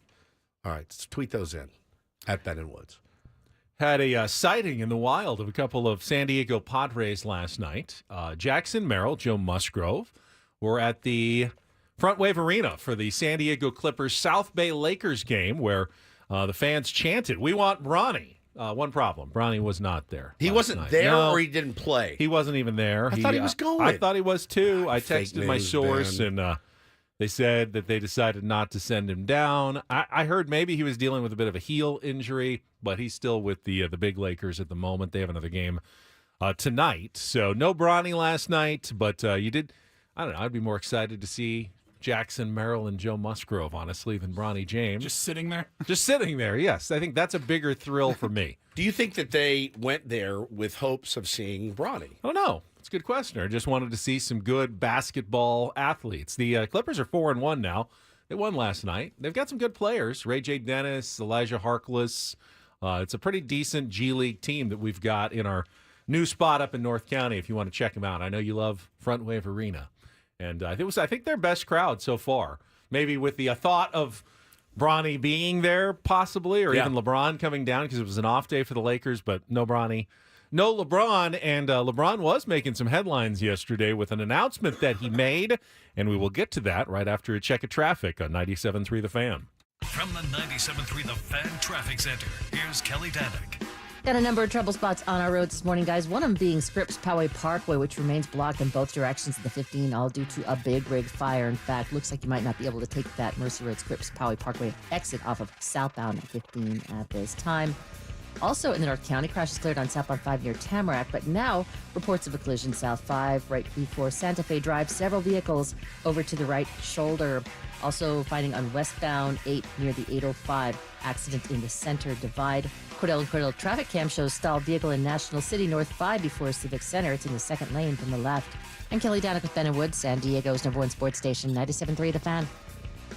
So LeBron James yesterday, as we mentioned, over 200 million combined followers on Instagram and X, posted on both social media sites that he will be stepping away from those pages, taking an indefinite break from social media. Okay. Now, he started the farewell by reposting something from Rich Kleiman, who is Kevin Durant's longtime manager, and this was from a couple of months ago.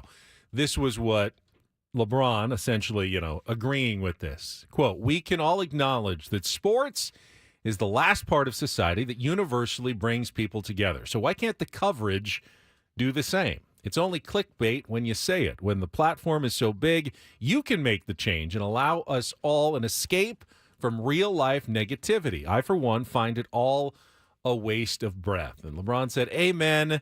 And he says, it's damn shame what it's come to. And said, I'm going to be taking a break from social media. So the implication is everything's gotten too negative, too hot takey, not what he's going for on social media, and he wants to at least walk away from it for now. Your reaction to that, Woods? Good for him. Good for him. It absolutely necessary sometimes. And what I said, when I did it a year ago or so, I found myself in a social media argument with a Padres fan. And it's just one of those moments, like I'll never forget. Crap Dad reared his head. You remember Crap Dad? And Bo's like, Dad. And I snapped at him because I'm in an argument with literally a nameless, faceless person on social media in a heated strategy argument about the Padres. And I snapped at my son and I go, all right, that was like a punch in the gut. Like, what are you doing, dude? Who cares about what some guy with 4 followers thinks or whatever? And, you got your kid here wanting to go out and play catch and you snap at him? Doesn't make any sense. So I took a little breather and got some fresh perspective on it. Tend to not argue as much as I used to. Still S-post and have fun with it. But it just doesn't get to me like it used to. And I think taking a step away was really helpful. It's hard to get me these days. It used to be pretty easy to get me. It's much harder to get me. When it comes to social media, do you? And if this is going to help your mental health, LeBron, Woods, whoever, you want to walk away, it's fine. It's not a requirement of the job. I have no problem Especially with that. for him. It kind of is a requirement for us, but not really for him. What I disagree with, though, pretty strongly, is the quote there from Rich Kleiman about wanting coverage to be more positive for everything. To me, I have no problem praising, and enjoying sports. We are generally, I would say, a pretty positive show, and we both love baseball. Oh, yeah. We both, respect, for the most part, the athletes we cover and the hard work that they put in to get to this level, the amazing things that they can do. One of the great things about sports is appreciating that, and you should never stop appreciating that. But to tell, basically, he's pointing this at the media, like, why are you being so negative and critical? There are a lot of things in sports that deserve criticism as well. I don't wake up in the morning and decide, hey, I'm going to be positive today, or I'm going to be negative today, or I'm going to try to do something clickbaity that is going to, generate a lot of reaction on social media. I simply want to look at a situation and honestly analyze it. Be authentic about it. Yeah. Authentic. Sometimes that's going to be positive, and sometimes that's going to be negative. There are some bad actors in sports that deserve to be called out. And, there's a reason for negativity sometimes. But I'll tell you, I will say this. I tend to agree, and I'm speaking for myself. We talked about this on the last live stream, and you guys can attest to this. I'm a different person than I was 2 years ago, right? And I think, trying to grow and be better. And when you hear somebody in media, pounding his fist about a guy's lack of rebounding, right? Or like a ground ball that got through and it's inexcusable. It's all tired. It's all performative. It's annoying. I agree with them in that sense. There's the Skip Bayless, the constant harping on LeBron. Yeah, that is ridiculous. Like, it's funny. I see this comment a lot on social media. That lack of hustle by so-and-so is unacceptable. Okay. So by that logic, you're never going to watch a game again, right? But by your logic, that's unacceptable. I can't accept this. I'm done. I'm done watching the game. He should never play again. The coach should bench him, whoever it is, forever, because it's unacceptable. You're not going to accept it. Jerry Jones said it. This level of play is unacceptable. What are you going to do about it? Are you guys suiting up next week? Because if you are, then it's not unacceptable. I understand the point behind it. I say it to my kids all the time. Hey, that's unacceptable, right? I mean, I don't murder them, right? It's just something we say, but I think the things that we say sometimes in media are ridiculous. They really are ridiculous. That's unacceptable. Pounding my fist as somebody didn't take an extra bag first to third on a hit to right field.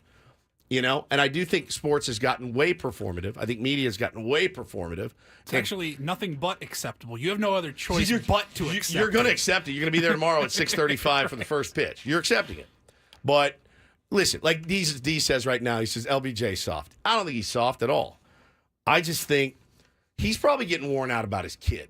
Honestly, that's kind of what I feel. Like he's probably getting worn out about the whole Bronny situation, and honestly, probably for good reason a little bit. It's a weird situation what they're doing there. It's different when it's about It's you different and when it's about your kid. When one you of come your after my children. kids, oh, dude, that you want to get me?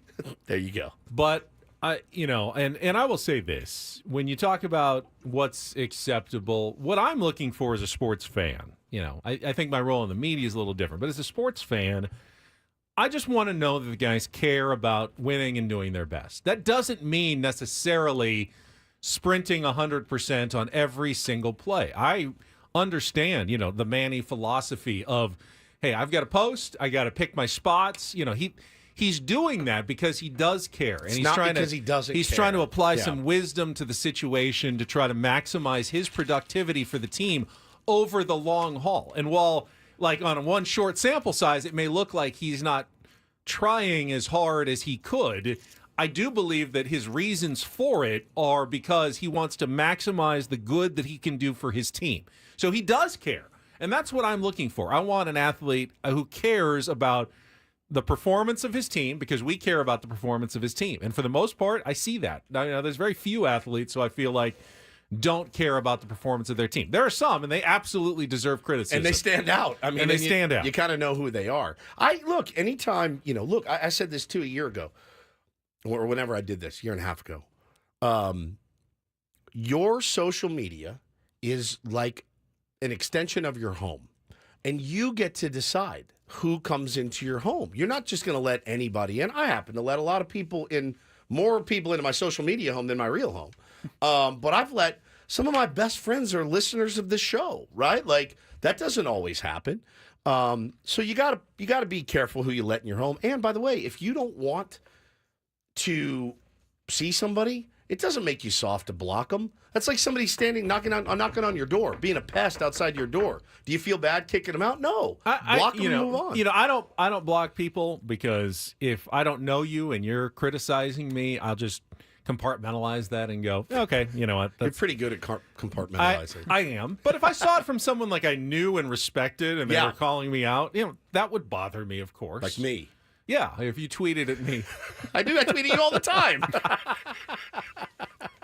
Yeah, if you tweeted at me that I don't know what I'm talking about and you suck, and So okay. now I know how to get you. Yeah, you probably would. That would probably get me. When it's a Dodger fan with 4 followers, Yeah. I'm not going to block you. I don't care what you have to say. It's not going to doesn't change my life at all. Which LeBron can do or he cannot do, but that's his personal choice. And if he wants to step away from social media, then that's fine by me. All right, we'll come back. We got 2 hours remaining. More to get to. Second half of the show, Guy Cry Movies. What is that? You know that. Coming up next on The Fan.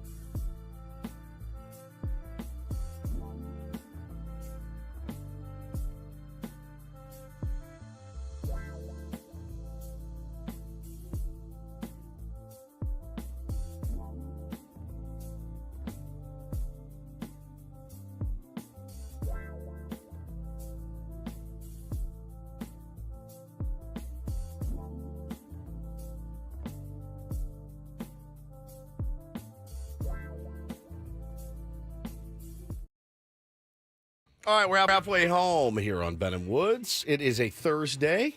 Great to be here with you this morning, having a lot of fun on the program today and every day by day. I'm Woodsy. That's Paul Reindl, the executive producer. Ben Higgins, your friendly neighborhood sports anchor, joins us as well. Ben is a real mensch, and he's a tough guy to buy gifts for. God, he's tough. Because I'll own that. We always do a gift exchange at Christmas, and our Christmas and holiday show is coming up on December 20th. And mark your calendars. Take the day off so you can sit home with a glass of eggnog in your PJs and watch the program live on YouTube. It's always fun. You know, when we had our Ben and Woods Open back in June, it was on a Wednesday. It was a company holiday, so it worked out well for us to have the. And I think a lot of people did have the day off, but there were a lot of people that said, "I can't make it on a Wednesday." Yep. We've had the extravaganza on Wednesdays and Thursdays. It's We're like, tough. guys, I can't do it. This is the Friday before the holidays. Just take it the off. last Friday of the year for us. Yep. Like, take the day off. Take it off. And I may even get drunk at the holiday extravaganza this year, just so you know. You're not allowed to do that on the air. I right? think I mean, going on we're going on vacation. I have some drinks that day. Just have a cup like this. Yeah. You never know. Mama's in there? Mama's wine, right? Just did a little coffee tumbler, like all the moms at Little League. But no. So what I was going to say is, we do a gift exchange amongst the three of us. You're very difficult to buy for it. I don't know what to buy for you this year. Now, So- I was going over the gifts that I bought you in the past. I bought you some good gifts. Didn't I get you some AirPods? Yeah, that was good. The headphones was a great gift But for my birthday. have you ever used the AirPods? Be honest. Yeah, I use them for work all the time. You do? Oh, yeah. Okay. Yeah, they All right, hook good. up to my computer, and I use them at work when I'm editing. Actually, I use it now when I'm on remote. Like when I went to Viejas Arena on Monday and did my live shots. Instead of plugging in with the cord, it's a lot easier just to put one AirPod in my ear, and great. then I can hear the studio back over the phone. Is how we do that on the live shots. I got you. I use that. Now, do I use it the way you do it to just like listen to music? No. Not rarely. What Rarely. about podcasts? Golf podcasts? Usually I'll listen to those in my car. So Okay. I don't have AirPods in my car. I got you a rangefinder, which was a giant Use waste that of all the money. time. You never do. I use it every single time I play. Are you sure? 100%. Because I played with you and you didn't use it. In fact, I think you were like, "Do you want it back?" No, I do use it. 'Cause I lost mine again. 100% of the time. I use it every All right. round. Good. I got you last year the 10-pack of Yeah. nice basic T-shirts. He wears I those. use He's got those one on almost right every now. day. Because I was sick of seeing You said you got. you guys have Fruit of actually the done a Loom. really good job of gift giving, and I will say my Things Ben Likes birthday present. Well, So funny. There was a bunch of junk. My favorite, the Smarties rolls. Yeah. I have one every single day. It was a nice little bag, and I've been treating myself since my birthday with a Smarties roll every single day. How much of that did you keep? I kept about 70% of it. Okay, that's kind of what we figured. We I knew mean, there would be. there was a lot of staples in there, like Yeah. peanut butter and. Did just, you eat the corn? The corn I have not. No, You still have it. I have. You can throw it away. Oh yeah, I It's think just I threw an corn. ear of corn. I think I threw away the corn. That's All right. So this year, I got Paulie last year. He wanted a turntable, so I got him a turntable. You got him a gift card to get some records. You got me good because I mentioned earlier in the year like that I was looking at a record player, wanted to get into it, and you're like, bro, it's Don't do it. Stay It's away, man. expensive. It's Stay such away. an expensive hobby. Like, just stay out of there. And I was asking, like, hey, I'm between this one or this one. Like, do you have any recommendations? You're like, I wouldn't. And I then wouldn't. You totally got Then me. I got you. So what are we doing this year?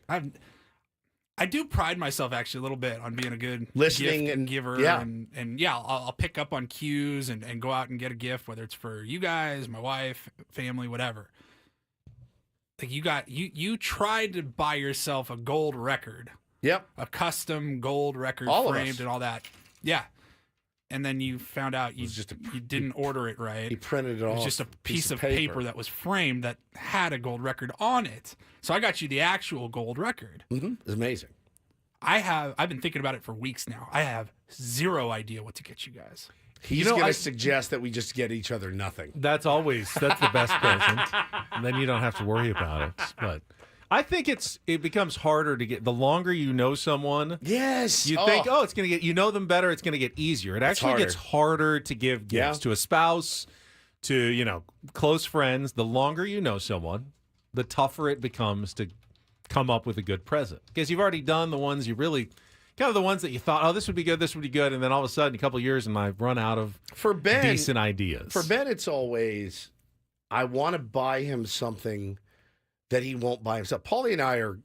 Which is pretty much everything. Paul and I are like, if Paul wants something, Paul gets it. If I want something, I just get it, right? Pretty much. Like, I don't deprive myself of a lot of things. He will deprive himself. And I'm That's like... why we've talked about the headphones, the AirPods, the basic T-shirts. Like, we get you stuff that you probably should be get buying yourself, myself. Which is you won't do correct. it. And I've you loved won't. all those gifts. What I really want to get him, but I can't afford. I want to send him to like Nordstrom because he's lost 50 pounds and still wears some old 39 or 40 waists, and you're like a 34 now, right? Are you 34? I'm not a 34. I'm 36? Yeah, okay, you used to be a 36. 40. 40, yeah. Right. You've come down that much, and he won't buy himself new pants. Now, I'm not going to go buy him pants. I would like to send him on a Pretty Woman Beauty Day and let them tailor you up some nice pants. I've gotten a few. We got our new Lululemon pants. That Yeah, I but wear, I mean, and like, then, for work and stuff. yeah, I mean, it's different nowadays, though. I don't have to wear like a perfect suit every day. It's more casual than it used to be, so I like to overdo it. What about truck nuts for your car? Would you put those on? Yeah, perfect. Yeah. On your back of your BMW. That's a gift for you. I don't want those. No.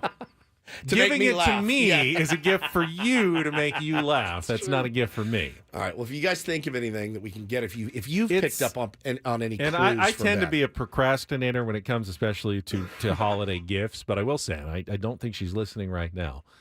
I actually bought my wife her Christmas present this week, which I rarely do, but she did. She started talking about like something she saw that was like cool that she wasn't going to buy for herself. And she thought, oh, I think a friend might like it, but secretly I love it. And I didn't know if she was dropping a hint or because usually she's probably beyond the point where I'm going to pick up on that. But I did pick up on it and I just went right away and I got, okay, I know you want that. I'm just going to buy it for you right now. And my wife said, don't get me anything. No presents. I'm like, great. See, that's a a mean trick. It's a mean trick and it's a trap. And I don't like it very much. So if anybody's heard any tips of what, like, things that Ben wants, we all know what you like. We got you as much of the things that you like as we could. Get Ben the nicest flip-flops you can find. No, what does he want that he won't buy? Because that is the best gift, right? Well, because he's passionless, so I don't know what his passions are. We discovered that yesterday. Your passions are golf. I'm not buying I do buy myself golf when I play, so I will do that. You do. What a Ben wants, what a Ben needs. Pedicure, we did that. We've done all this stuff. That was fun. Fur-lined Crocs. Would you wear those? No, probably not. Hey there, Delilah. And we know what he likes, Matt. Matt says you know what he likes. I know what he likes. We gave him 70% of the things he likes on his birthday. But what does he want? What does he need? What is a good gift for our beloved Benny? He said Dodgers tickets. More of a gift for us. You know what's really tough is that the thing that I would really appreciate is someone to take care of the little things that no one likes to do, like when your car needs, like, take my car to Valvoline Instant Oil Change. I do not want to be a valet for you. No. I am. You know me. Not your butler. I'll give you money. I will not give you time. See, that's what I really need is time. Time. You got two. I'd put my kids to work before you put me to work. I'm sending one of them to the service place today. Do the Lakers have fantasy camp that you and I can split? Get your ass down to Valvoline right now. I'm telling you. No, he's got golf balls, Oscar. He's got all. He got golf balls. He's got golf balls for days. Got clubs. I don't like to change things. No, exactly. Either, so you have to be careful. I remember my dad when we were little. We'd buy my dad like some putter, and he'd be like, "Oh, thanks," and knowing he's like, "I'm not going to use this turd."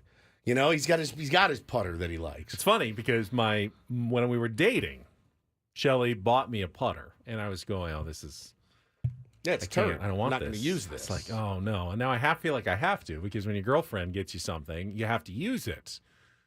It turns out I still use that putter today. Yep. 25 years later, well, I it's also because you're a cheap turd. That's the other reason like is that putter. you're a cheap turd. Maybe it's a new putter. Like a Scotty. Ooh. All right. He's like, I wouldn't say no to that. I'm not going to say no to it.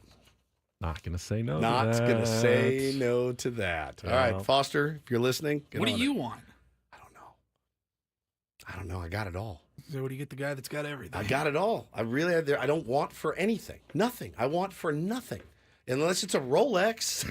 I don't expect you guys to go in on a Rolex. It's the only thing I want. That I really don't- do want a Rolex. I really do. See, I I always wouldn't want. have. I wouldn't want a Rolex. I always have. Always wanted one. How much is Like on average? $10,000. Like 10? The one I want's like 10 grand, which I can't bring myself to. You'd have to do. have such stupid money, I think, because Well, it's an yeah, investment. It'd be cool to have, but you're They like, never go down. But you're like, bro, I can think of a lot of other things that I could use that $10,000 towards. They never go down in value. So I would have it and I'd pass it down to my kids. Bo would get it. Taylor's like, cool, man. The eldest. The Always gets the eldest always gets Ben it. would pass it down to him and say, "This was your birthright. This This watch, this watch was your birthright. your father." You sitting, Bo, just sitting there after I'm gone. I carried this uncomfortable piece of metal. Father. And I'll be damned. All right. If you guys have any ideas for us, let us know, please. Rod says, pitch in for some Bitcoin. Isn't that like $75,000? No, I don't want a knockoff. I've had knockoff Rolexes. I've never had a nice watch. Never. This is the nicest watch I've ever had, this Garmin. It was fairly expensive, but it I isn't. got like a $300 Apple. Yeah, watch. it isn't the same as a Rolex. I'm too practical. You know how I tell the time? It's right here on my phone. I can look at it any time I want. I work in a job where there's big giant clocks everywhere on the wall at both studios. I'm not a big status type dude. I'm not. I don't have a So fancy that's just car. showing off to have a fancy watch. It's not. It's nothing. It's not practical I've at always wanted one. I always thought a man should have a really nice watch and a nice pair of shoes. And I got the shoes. I got a nice suit. I got 2 nice suits. And I just always wanted the watch. Bitcoin's up to, people are chiming in, 98,000, 98,000. 96,000. So you can get me 1/1000th of a Bitcoin for Christmas. That's just one Bitcoin is almost $100,000. Just one coin. 1 Bitcoin. Nuts. God, I wish I know. bought like 20 of those. Me and you both. I wouldn't be sitting here. You know what I would have? I'd have a freaking Rolex. I would have that Rolex. All right. Well, let us know if you guys have any ideas for the big guy. Paulie, what do you want? I don't know. You nailed it. You're like, if there's anything throughout the year that either of us want, we just go out and get it. Just go get it. That's the problem. If I see something in July that I want, I'm like, I'm not gonna wait and hope to get it for Christmas. I'm just, I guess I'm gonna go buy it. If my wife says that she doesn't want anything, I guess that means that I'm not getting anything for Christmas from her. Fuck to it. She'd rather buy me the Rolex. I promise you. I have a better chance of waking up Christmas morning and going, "Oh my God, a Rolex! You're kidding!" Platinum and gold, you can choose. Than that. That I promise you. By the way, would sign up for it today. Okay? It's a great gift. Does it have to be a Rolex? Yes. Timex, No, Casio. No, that's got to be a Rolex. That's what I want. Hey, I got you a gold Casio. Man, we'll save all the fake gifts my dad gave me for Christmas for the Christmas show. But trust me, I've opened up a couple of fake tags in my day, my friend.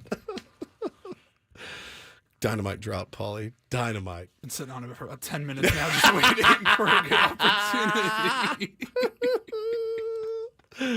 Oh, that's good. That's good. All right. Maybe we'll send Ben to Scotland for his golf trip.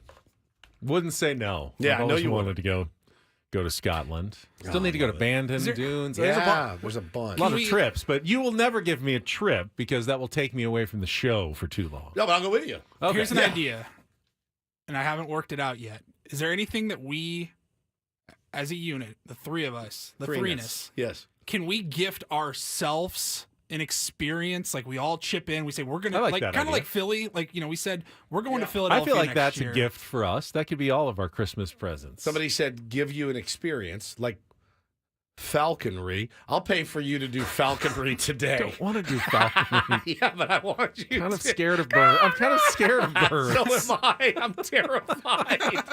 I am terrified of birds, dude. Especially falcons, my friend. Let's do that. Let's No, take. I want to do gifts. You don't want It's to take more fun to open. take the something. money Yes. that we would have spent, pile it all together, and just do like a blowout, unbelievable meal when we go to Philadelphia and treat each other to it. We're gonna Like at do the that nicest anyway. We're doing steakhouse. that It's gotta anyway. be. It's got to be completely independent of something that's already on the books. He's just like my dad. We're just gonna add this on. We'll just call this your birthday and your Christmas. No, I want something to open, tangible. It's something that says I love you this much. All right, that's what I want. It's a lot of pressure. I know it is, which is part of the fun. It's not part of the fun. Oh, it's so good. All right, All right, we'll take a time out. Paulie's got a list of movies that make guys openly weep. It's not just Field of Dreams, apparently. Well, yeah, it's. I didn't heard the term guy cry movies, but you know, there are like dramatic love story movies that everybody watches. Cry it. Cry it These every are time, dude. specific movies that are kind of geared like with masculine topics, Right. cars, sports, whatever, fighting, you know. But these movies can bring Bring a you little to tear to your tears. eye. It's coming up. We still have our football threesome, our roundel report as well, going until 10 o'clock. It's Ben and Woods checking traffic with Kelly right now on 97.3 The Fan.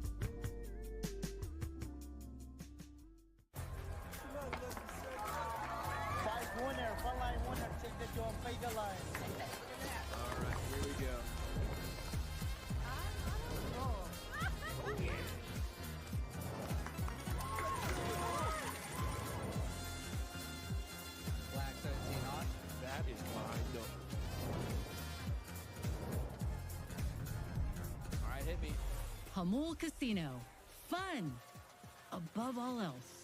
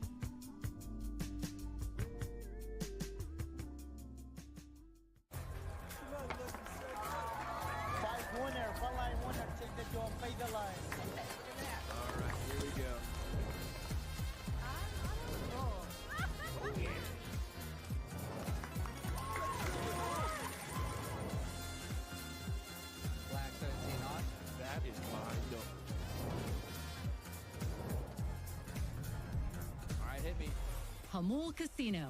Fun above all else.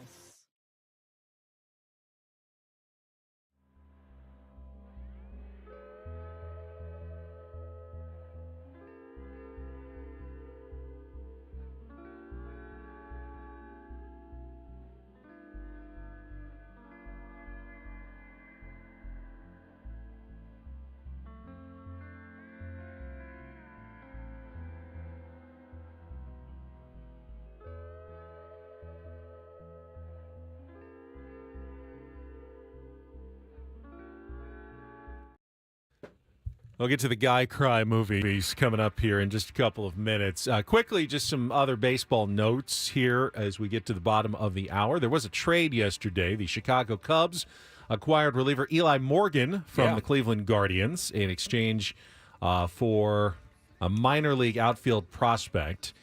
Eli Morgan had actually pretty decent numbers. He dealt with some injuries, but had a 1.93 ERA over 42 innings last year for the Guardians. Was kind of a roster crunch. They wanted to get something for him. That's how good the Guardians bullpen was. They have guys you've never even heard of that were pretty solid for them. They got a stable of dudes. They do. Yeah, really, really good. Jose Siri got traded as well. That's right. Over the weekend to the Mets.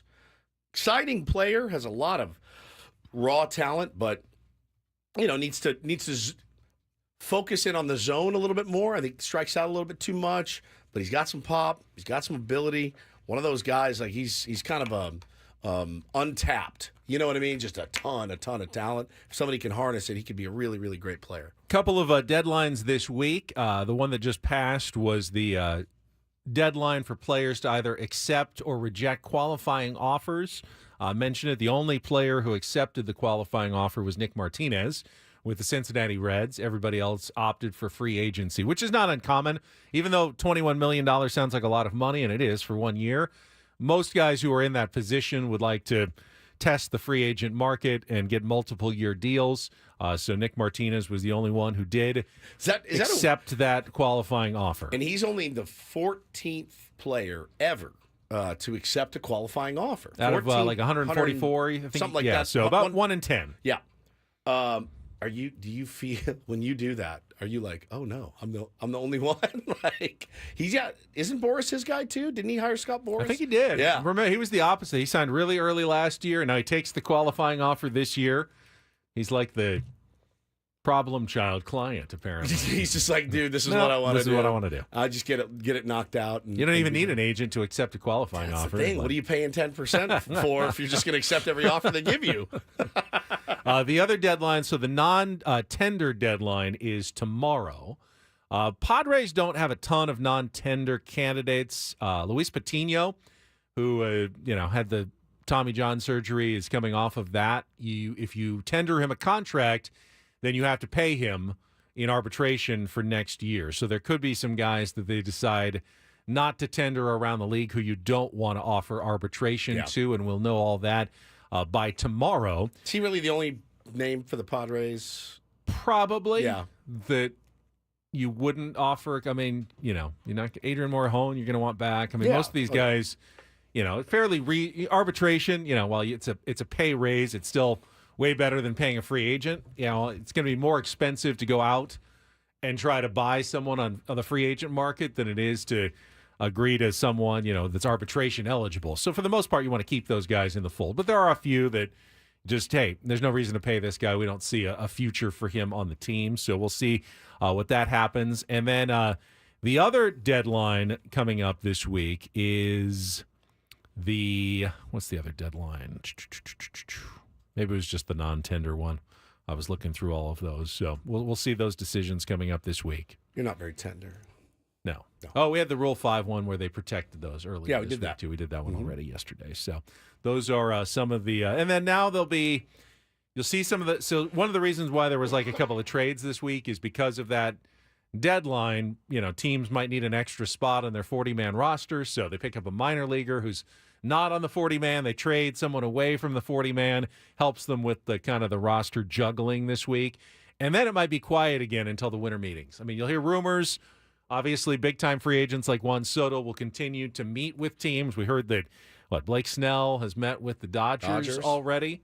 I watched a little piece yesterday from our beloved Trevor Plouffe, and he was on with the dude Jake from Talking Yanks or whatever, and, he works for John Boy Media, but he was talking about Blake Snell is the nastiest left-handed pitcher in Major League Baseball. He said, he said, who do you want over Blake Snell? And Jake said, I don't know, Chris Sale. He goes, no, not even close. He goes, Blake Snell stuff is the nastiest in baseball. I was sitting there going, man, again, the perception of Blake Snell is not that. And I think it should be. And I think Eno just recently had a piece, too, or one of the guys he's affiliated with, talking about just how nasty Blake Snell's stuff is. And again, if you could ever find a way to get creative and bring him back to a place he wants to be, to pitch for a guy that he wants to pitch for, that would be quite the coup for A.J. Preller to bring a guy like Blake Snell back. I think it's telling, though, that you're already hearing discussions about Blake Snell this early. Yeah. Learning the lessons from last offseason, not waiting until spring training to sign a contract, and that clearly impacted Blake Snell's season last year with the San Francisco Giants. Massively. I mean, he gets off to slow starts anyway, but he set himself up for struggles and then was outstanding in the second half of the season. Can he signs early? Will he avoid that if he goes to a team that he's familiar with? Will he avoid that, normal first half up and down struggles that we see from Blake Snell? Not necessarily. I mean, some guys just do better as the, summer goes on, the weather warms up, whatever it is. It's just in the DNA that they get better as the season goes on. Their arm just kind of gets to that point where it just feels locked in, but it takes a while to get there. And there's really not much you can do about it. You can say, well, he should be doing more at spring training, more in the offseason. Yeah, but you don't want to wear yourself out by June or July because you did too much in the offseason. You also need to take that break. If you're a team with playoff aspirations, I mean, yes, the games in April, May, and June are really, really important. But a lot of times they're not as important as the games in July, August, and September. They're just not. And you can... I mean, mathematically, that's not true. Correct. But you know what I'm saying. Like, we finished the break at 500. A game what? Game over 500? Yeah. And look at the second half of the season. If you break up the Padres season into two seasons, you treaded water, you figured it out, then you really hit your stride in the second half. So I like a second half pitcher more than I like a first half pitcher. I think, my mind works a little bit differently, but every single game, April 4th, May 30th, you got to play to win. July 7th, they're all equal to 1 out of 162. Of course. It doesn't matter when the games are played. If you win a bunch of games early, struggle in the second half a bit, you can make the playoffs. Obviously, the opposite is true. I know there's a thought that you want to be playing your best baseball toward the end of the season and carry that momentum into the playoffs. Why did you finger quotes momentum? Because momentum is not really a thing, especially in baseball. God. That's the most egregious thing I think you've ever said in Baylessing me six right and a now. half years on the radio. The momentum is not a thing. Yeah. You all realize that momentum, especially in baseball, is not a thing. I bet if you polled 100 MLB players, It would be 100. 99 out of them would say momentum is real. Then how do they explain the guy who is 0 for his last 15 and then goes 4 for 4 the next day? Or the guy who's on a 10-game hitting streak and then stops? I mean, That's baseball. Yeah, that's baseball. And that's baseball is like the definition of the fact that it's the least momentum impacted sport of any of them. You don't think momentum after we didn't score for 6 innings didn't carry over to 7, then 8, then 9? You can also have a lack of momentum as well. Yeah. The other way. It can go momentum isn't always a positive thing. I know momentum moving forward, but you can have negative momentum. I think we saw it. Moving backwards. Moving backwards. What's the opposite of momentum? Dementum? That's what we had. Unmentum. Unmentum is what we had. And, again, the Texas Rangers, great example last year. They rode the momentum. The Dodgers bullpen. No, they didn't. They were No. They're my argument. In the playoffs. Well, in the playoffs. the wave, they yeah. rode But the wave. they were a team that played their best early, then played terribly down the stretch. You would have thought they had the least momentum going into the playoffs. But once the playoffs No, started, they played well. I mean, I think you're equating momentum and confusing it for playing well. No, I mean, okay. Yes, you want to play well. Good example and you'd like here. to yes, you want to consistently play well. Did the Yankees lose momentum in the 5th inning of that game? No, they played poorly in the 5th inning of that game. All right. I mean, it's 6 of one, half dozen of the other. Sometimes. You've done this a couple times this week. Just because you play well one inning doesn't make you play well the next inning. It's true. But if like a bullpen has a certain feeling that we can get guys out and it doesn't matter. We want this game. We want this series. We're going to get it. And we got it in game 1. And we're going to go get it in game 2. Yeah, man, give me the ball. I want it. It feels a little bit momentum-y, does it not? Did it not feel that way for the Dodgers? That's how we perceive things as people. Fine. But there's plenty of relievers who have tons of momentum who then give up a huge home run. Emmanuel Clase. He went dementum. No, he didn't. He had tons. He had more momentum than anybody because he's a really good pitcher. And then it doesn't explode because it wasn't the lack of momentum; it was the lack of execution. You can't take momentum out of sports. You just can't. It kind of sums up sports. I know not everything is black and white and analytical and numbers based, and I think that makes you nuts. I'm not saying that it's not separate from playing well. No. Playing well and momentum kind of do go together. Or Correct. playing bad and dementum. dementum. I mean, it's good to have some confidence, and you don't want to lose confidence. But you can also control that as well. You can go 0 for 4 and not lose confidence. Correct. You can go 4 for 4 and you not even gain some confidence. Correct. You know, that's an individual perspective. If you want to try to create momentum in your own mind because you're doing well, then go ahead and use it. So you watched the comeback, right? Did you think the Red Sox had momentum after they finally won that first game? I thought that perhaps the Yankees started to press and panic as the Red Sox started coming back. And I think the comeback is the momentum a little bit. I mean, I guess it's how you define it. It's how you define it. It really is how you define it. Do you think there's momentum in golf? You're a golfer. I mean, I certainly get in like runs where I'm feeling well. Rhythm, but man, momentum. I also randomly lose it and get it back all the time. I know. To the point where I don't feel like there's a lot of like, what happened to my momentum? Yeah, where's my momentum? And now it's gone all of a sudden. Did it really exist? If momentum just randomly appears and then disappears, is it actually really a thing, or is it just a construct of your mind? Could be. I like it, though. All right, let's take a time out because I didn't want to get to the guy cry movies. We teased that. So Paulie's got the list of, and this is not, just movies that make everybody cry. Like my wife cries at every movie. I cry at every movie. But these are specifically like ones that get to guys even more. And we'll come back with that next with Ben and Woods on 97.3 The Fan.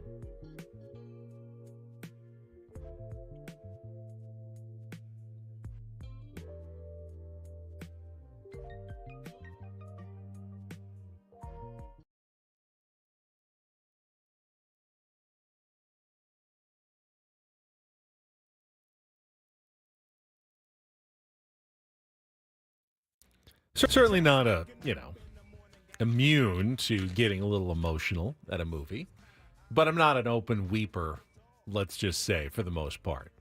But I did walk out of Field of Dreams. I remember watching it, and I went by myself. UTC, how old would I have been? Felt like I was like 15 or 16 maybe when it came out. Does that sound younger, about right? I think, right? What year did Field of Dreams come out? 80, I would guess 88. 89. So it was about 14 when it came out. Mom dropped you off. Yeah. Yeah. Yeah, it was just, afternoon at the mall. And I said, I'm going to go, it's a baseball movie. I'm going to go see the movie. I remember walking out like, It gets me every time.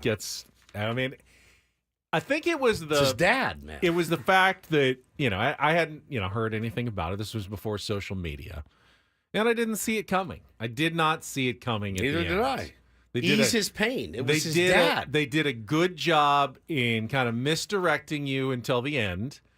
And, resolving all the issues you expected to be resolved, the ghosts in the cornfield and the farm and how they were going to save the farm. And it was good. Okay, that's good. And then they just drop it on you right at the end. Like, this is what the movie was actually about the whole time. It's not Joe Jackson's pain from getting banned from baseball. It's not Terrence Mann's pain from, loving baseball. It's his dad's pain. Hey, Dad? Oh, God. You want to have a catch? Oh. I'd like that. I'd like that. It's elite. Elite. It's the corniest, dumbest movie corny. ever, but it's so good. Literally corny. So good. But literally Paulie, corny, yes. Paulie found a list of guy cry movies. Yeah. That's clearly got to be on it, right? So, yeah, we'll go to traffic. It stemmed from Gladiator 2 being released here soon. Is that going to be a guy cry movie? I don't know. The Gladiator first one was. 1 absolutely Yeah, when he was. loses his family. Oh, my God. And this was, The Ringer put this list out, and I was going through. I'm like, okay, yeah. Like, look, anybody can watch Marley and Me or The Notebook and of cry. course, Like, you expect to. Guy cry, which I had not heard of this term, I guess, before. It's movies that are like the topic or the subject of the movie is more masculine, which Sure. could be war, sports, cars, that kind of stuff. But these movies that have scenes that will bring you to tears. All right, we will get to those after a check of traffic here on 97.3 The Fan. From the 97.3 The Fan Traffic Center, here's Kelly Danick. Traffic is sponsored by Jack in the Box. Looks like things are slowly starting to wind down around the county. Unfortunately, we still have this closure along Scripps Poway Parkway at the 15 in both directions, and you can't take southbound 15 to Scripps Poway Parkway exit at this time. All due to this big rig fire. So, that's been a headache for you all morning if you travel in that area. Southbound 163 before the 52, emergency crews on scene trying to retrieve a pickup truck that went down the right shoulder embankment. Also going to find on northbound 5 at the Coronado Bridge, accident involving a motorcycle. That is in the center divide. Now getting reports of a stalled vehicle on the transition ramp south 805 to the eastbound King Freeway connector. It's over to the right shoulder. Jack in the Box is never not serving breakfast. That means you can pick up Jack's $5 big deal breakfast meal featuring a breakfast jack, hash browns, and French toast sticks all morning, day, and night. Find one at a Jack in the Box near you. I'm Kelly Danick with Ben and Woods, San Diego's #1 sports station, 97.3 The Fan. It is funny how things have changed. Woods, when you and I were kids, and certainly when our parents were kids, guys were not supposed to cry. And now I almost feel like I don't cry enough. You don't. Like I am not. I would be more manly if I cried a little bit You're more. bunched up. Yeah, exactly. Yeah. It's really flipped on like a complete 180. Yeah. It's like more like to be able to show your emotions. That's strong. Thank you. And hiding Appreciate them it. all inside. That's the opposite now. So, let the tears flow. Let it flow. No, Somebody no said worries in about the it. chat, tears are the lube of life. Let's sit on that for a while. Interesting. Yeah. Fire away, Paul. All right, so going through this list, they name the movie, they talk about why it made it onto the list, and then they have the guy cry meter, like the actual moment or scene in the movie. I don't believe either of you guys have seen their #1 guy cry movie, and it was Furious 7, Fast and the Furious. Are Wow. you effing kidding? Who made this list? You know what? I assume there's a moment. I saw the movie, and I can You saw absolutely Fast and the Furious 7. So yeah, 7. Yeah. Did you see the first 6 to set up the 7? I saw the first 2, And then you skipped right to 7? Waited 12 years or something like that. I got really sick for like a weekend a couple years back, and the HBO or Stars, whatever, one of those channels, they had like a Fast and the Furious marathon, and I had not seen any of the movies in between that had like Jason Statham, The Rock, all these movies. I was like, you know what? I'll give it a chance, and watched Fast 5, and okay, I'll keep it going. I'll watch Fast 6, Fast 7 or Furious 7. That was the movie that production got halted because of Paul Walker's death. That's why I got you. All right, makes sense. And they had to I think they used his brother in some scenes, and they used a lot of CGI. Yeah. And I guess there are going to be spoiler alerts in some of these movies, but there's the final scene where him and Vin Diesel, they're in their cars, and I mean that his death just crushed. Does he Vin die Diesel. in the movie? No, they're driving and there's a fork in the road. Ah. And he's like, "You'll always be my family," and he goes the other way, and they're playing. And I took the one less traveled. They played the Wiz Khalifa song. I think it's called "See You Again." It's been a long time. Makes me See want to die. you again. Yeah. So that was the number one. Armageddon made it onto the list. All right, I see that. I didn't really. I saw the movie. I wouldn't have put that on my list. Interstellar. Which one was that? Was that that's Matthew McConaughey. Oh, that's good. And it was emotional at the end when he reunites with his daughter, who's now older than he is because of the black hole's effects. Yeah, Goodwill Hunting. Oh, kills me. That's a What Woods scene do one you for think? sure. It's not your fault. Every time. Yeah. Every time. It murders me.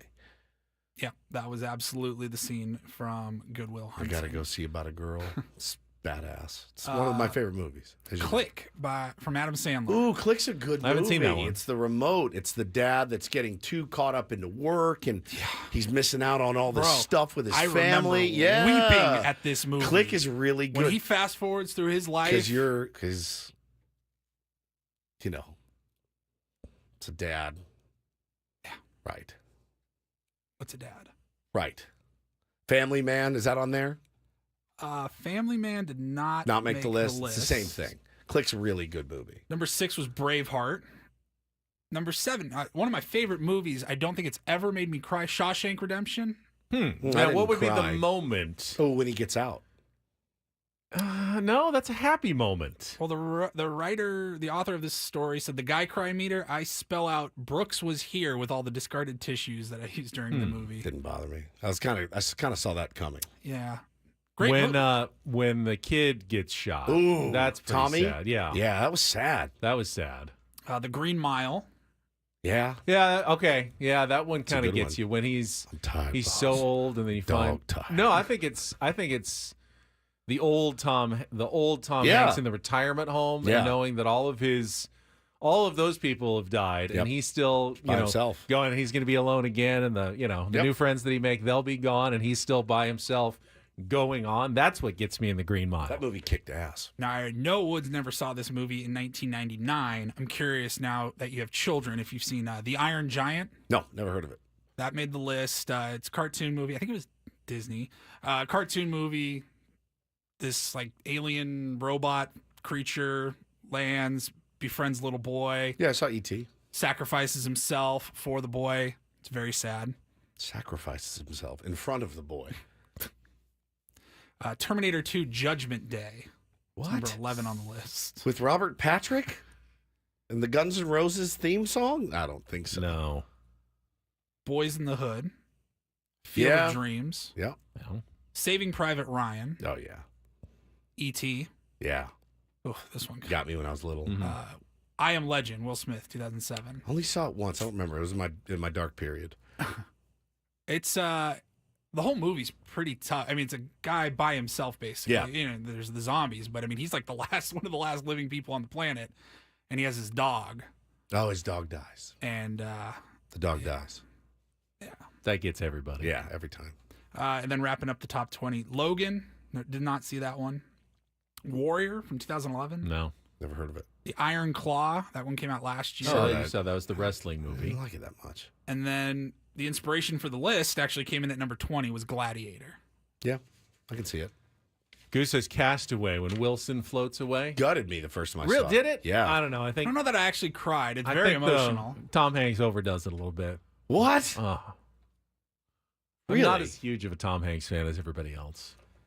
You are.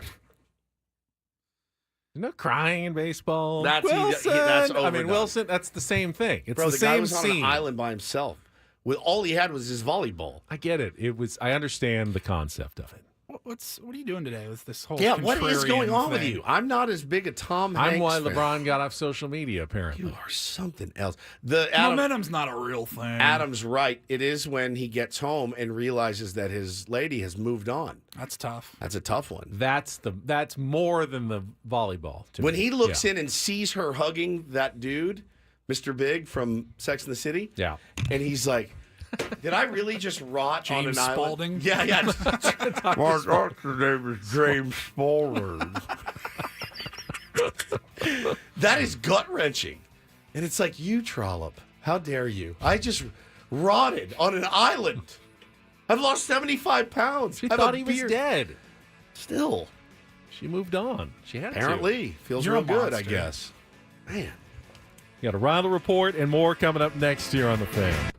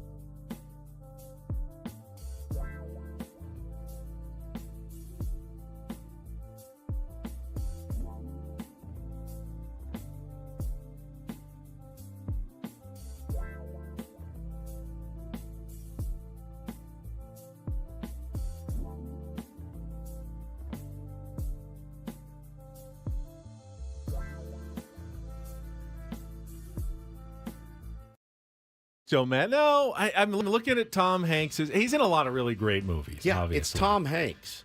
Apollo 13, he was great in that. Love that one. Green Mile, I agree. But I would have thought he's one of the most universally loved actors. Like, you just can't really say I don't a bad thing about him. hate him. I just think that You think he's overrated? I just think he's a little overrated. And then you have to be rated really highly to be overrated. But Forrest Gump, it's problematic in terms of that. That performance is a little problematic. That's you liked a silly it when movie. it came out. Yeah, but it doesn't hold up as well. See, I think the performance is the outstanding. League of Their Own Scene.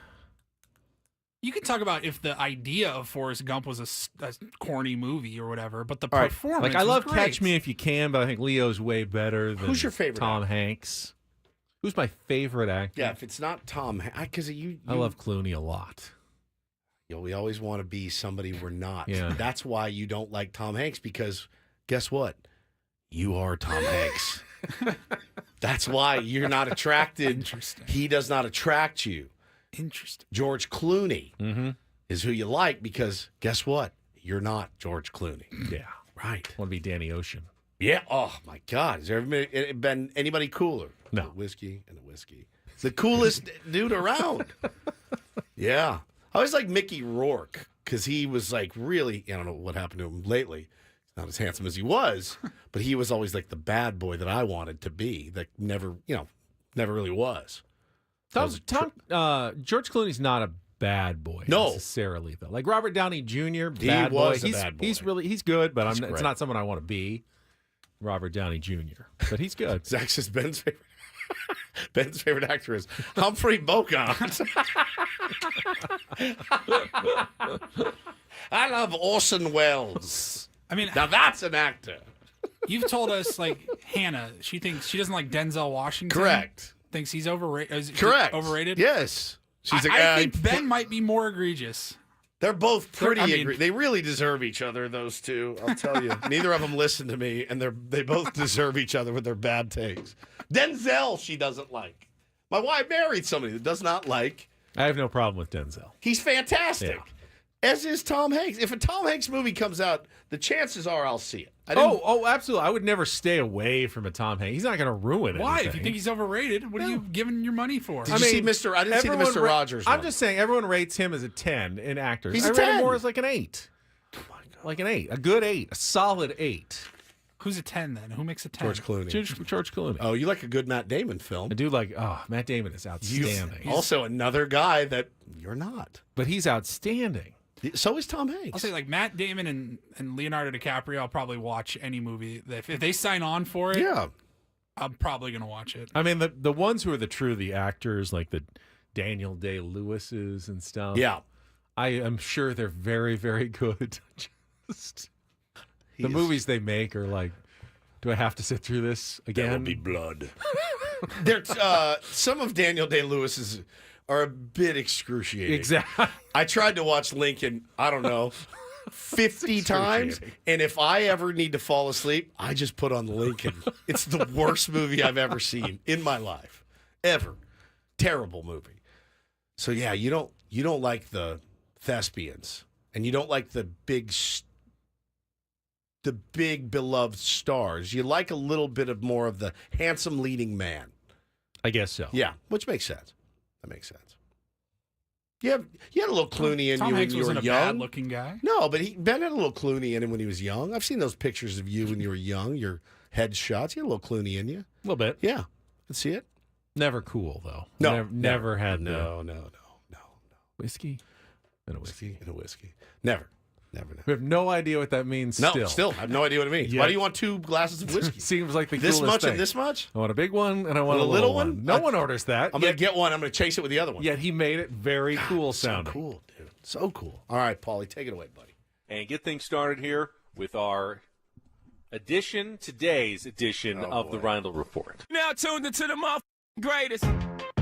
Welcome to the Reindl Report with Paul Reindl. Hi, Paul. All right. 2 stories from the world of sports that we haven't gotten to yet. We'll start off in Major League Baseball. And 1 story that you didn't know you needed. Are you laughing, biatch? It's the Reindl Report Hey, Paul, how you doing? Okay, how are you? on 97.3 The Fan. Are you ready to bless the mood? I need some help, please. That was good. Can I get a oh yeah? Oh yeah. All right.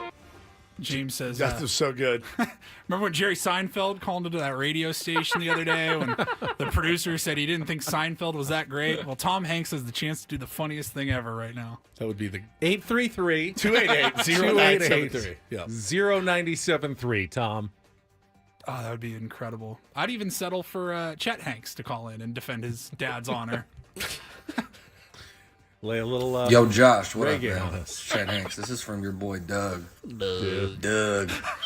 Told me you're turning 43, bro.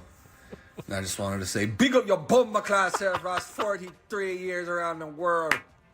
John O. Star. I heard you won an Oscar for a animated movie. Look, man, I do voice acting too. Maybe create some sort of Rasta character, Right. cartoon. I got other accents too. Cockney. Oh, I love. I love you. Man, I could do a bunch of accents. Bro. Clearly. You name it. I'll get it done. If you create a cartoon character, put me in your next movie, bro. I'm dead ass serious about that. Anyway, have a great 43rd birthday, bro, and congratulations. More life. That was a Chet Hanks birthday cameo from June of 2022. I've never heard anything like it my whole life. It's one of the funniest things that we've ever seen. All of it. The Rasta thing and then the pitching him Chet on a Hanks, movie. This is from your boy Doug. Doug. It's my favorite part. It's so good. Doug. I don't have enough Dougs in my life. No and doubt. It makes me sad. Doug. Chet wanted to is say, not big a up your name bomba that I class, Ross. like. No. I think about the brother from Weird Science. Chet. Now make yourself one. Weed. Chet Hanks. I would love to hang out with him, man. What a trip. All right. What do you got, Paul? We'll start off in Major League Baseball, or actually minor league baseball, and I need a little help here. I need some Ben-splaining, maybe. I saw this story on ESPN, the Fair Ball Act, Yes. and it's aiming to protect minor leaguers, and attempting to protect minor league baseball players. This has been going on for years. Fair wages, and all of that, because the way it used to be, man, it was... Well, I think the way that it still is in a lot of cases. Still is, but I think at least there's a lot more restrictions to protect these players. And there's a new bill, the Fair Ball Act, to protect minor leaguers from legislation exempting them from wage and hour laws. Yeah, so, Congress snuck in at some point some language that exempted baseball from fully paying minor leaguers, like minimum wage and, all the benefits that they need. It's a complex issue. If you're a minor league baseball player, when are you working and when are you not working, Woods? You're supposed to be working pretty much year-round. No, but you're like- working during the season. Like if you had to get paid by the hour. Like if you had to clock in? Like if you had to clock in. Show up to the ballpark for a 7 o'clock game at 3 o'clock, clock out at 11. Okay, so 3 to you're 11. saying an 8-hour day. But 8-hour day. what if in the morning you're going to the batting cages on your own? Well, you probably should be. You should be, but Yeah. is that work or is that not work? I mean, it's certainly helping your employer if you're working on your game and getting better. So Right. should you get paid for that? It's a complex issue, obviously.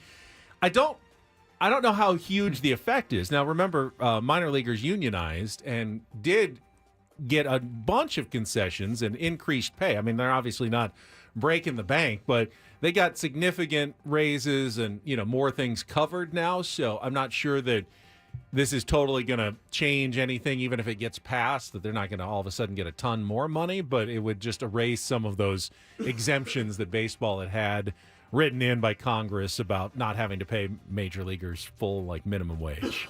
Minor leaguers. I'm sorry, minor leaguers. Yeah, it's just, for me, the way I've always looked at it is this. You have a business and you need to take care of your employees, right? And it's going to serve you. And look, there's going to be guys that are on your minor league team, Ben, that are never, ever, ever, ever, ever, ever sniffing the big leagues. Unless malaria goes through your clubhouse, through all of your clubhouses. You're like, all right. For all 7 clubhouses. Through all 7 clubhouses. You know what I'm saying? And it's like, the answer is yes. I have to take care of each and every one. I have to provide health coverage. And yes, their salary is commensurate upon their experience and whatever. But we're talking about the bottom number. We're talking about the bottom number. I mean, right. It would serve like Lake Elsinore. I don't know what California, I don't even know what minimum wage was. $16, $17. Yeah. Like, they should all at least be making, Sure. if you broke it down by hour, that amount. And they weren't for pretty much forever. And many will say, well, I mean, playing baseball is a game, and you should be out working. If it's money you're worried about, you should be out working a real job. Fine. There's an argument to be made there. You're chasing a dream. It's going to cost you. I understand all that. I mean, like, from a business standpoint, a lot of minor league teams wouldn't even exist. If they were just trying to make money, a lot of those minor league teams don't. Yeah. They're simply feeder systems for the major league team, which, should be making money. But they're not charging, they can't charge much for attendance. Like, should those guys be paid anything? They're not drawing the audiences. They don't have there's no big TV deals for minor league baseball. They're not necessarily providing that immediate value. It's all kind of in the future, and that's the way it's set up. You cash in big if you get to the big leagues. If you don't get there, then you are kind of paid what you're worth, which is not much, unfortunately. Yeah. It's just, it turns into a really ugly situation where guys, sleeping, 6 to a 1-room apartment and, eating, basically whatever they can scrounge for, breakfast. You don't want guys to live like that. They are in your organization, but they're not the ones that are providing any value. Single A players don't provide much value to their organization. Yep, not yet. Not yet. You're hoping they will. Yeah, so they're going to try to pass a new law? Yes, just to erase some of the exemptions. Got it. But, yeah. Got it.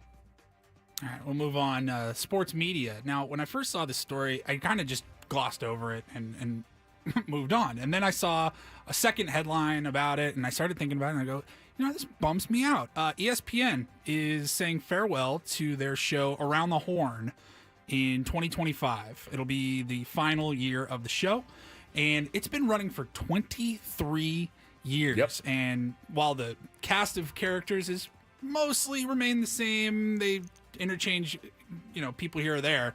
Tony Reality's been there the entire time. Wow. And I started thinking about it. I go, okay, a 23-year run. I just turned 34 a couple months ago. I'm like, since I was 11 years old, that show has been on. And while I haven't watched a ton of it recently, because I just don't watch a ton of TV anymore, like, I remember getting home like 2 o'clock. Yeah. Around the Horn, 2:30, PTI. Yep. Every single day. I didn't watch a lot of Around the Horn. Did you?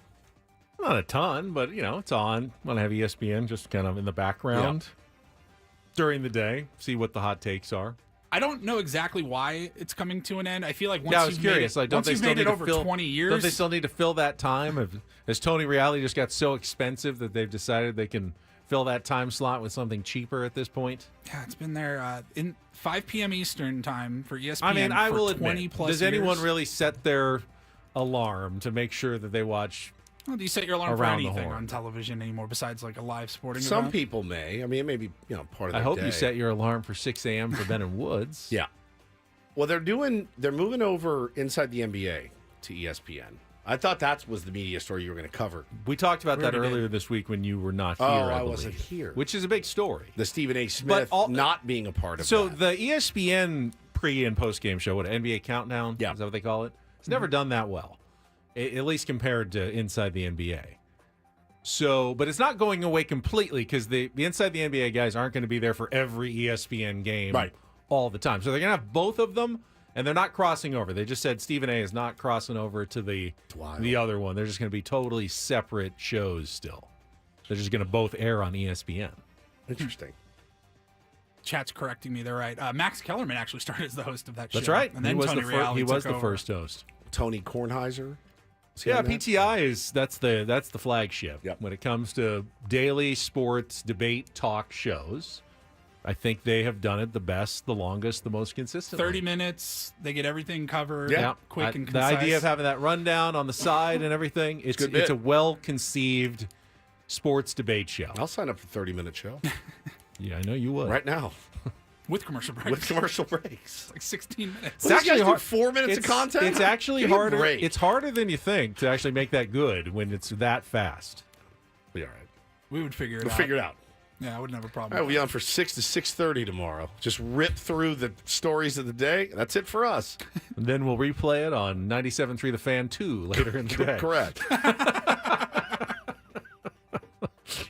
All right, and then finally, quickly here, we got a new music documentary, some of my favorite documentaries and films to watch, and this one, I think it's got all of us excited. Fleetwood Mac.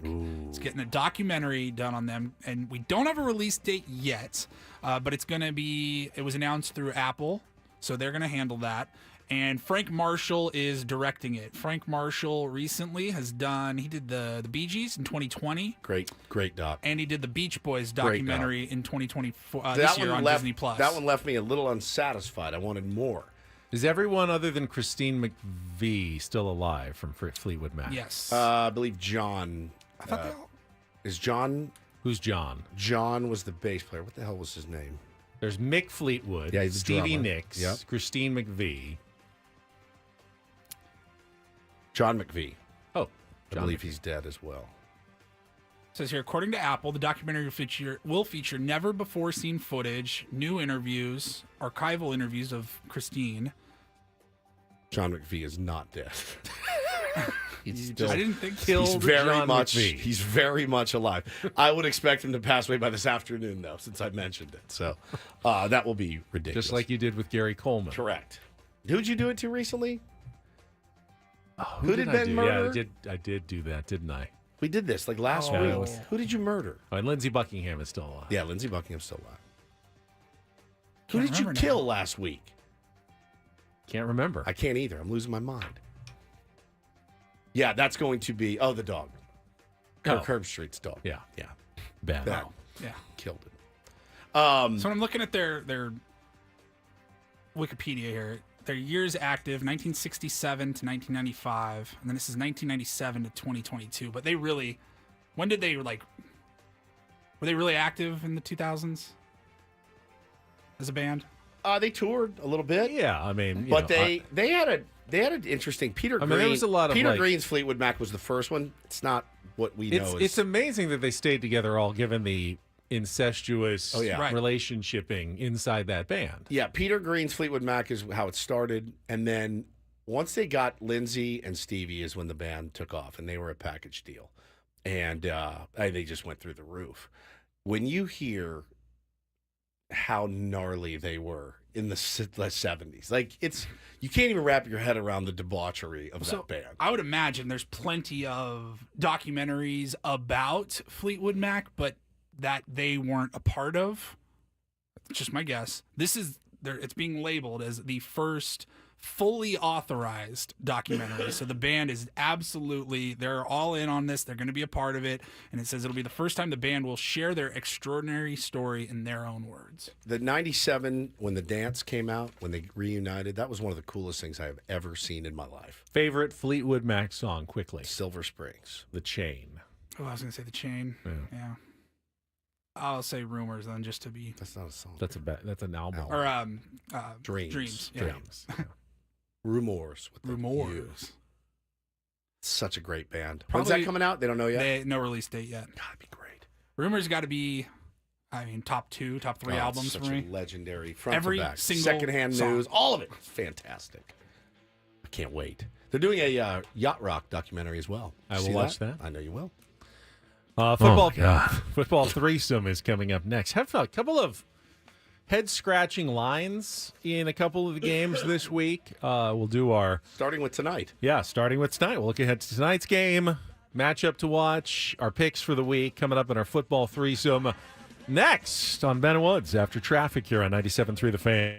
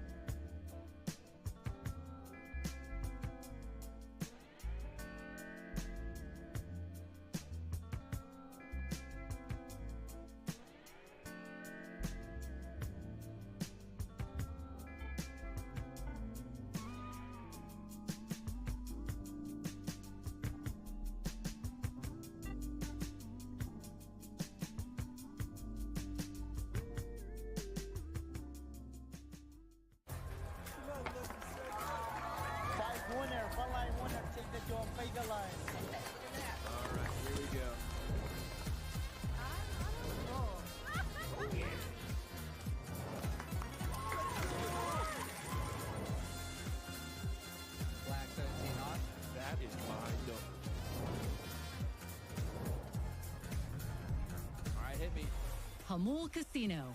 Fun above all else.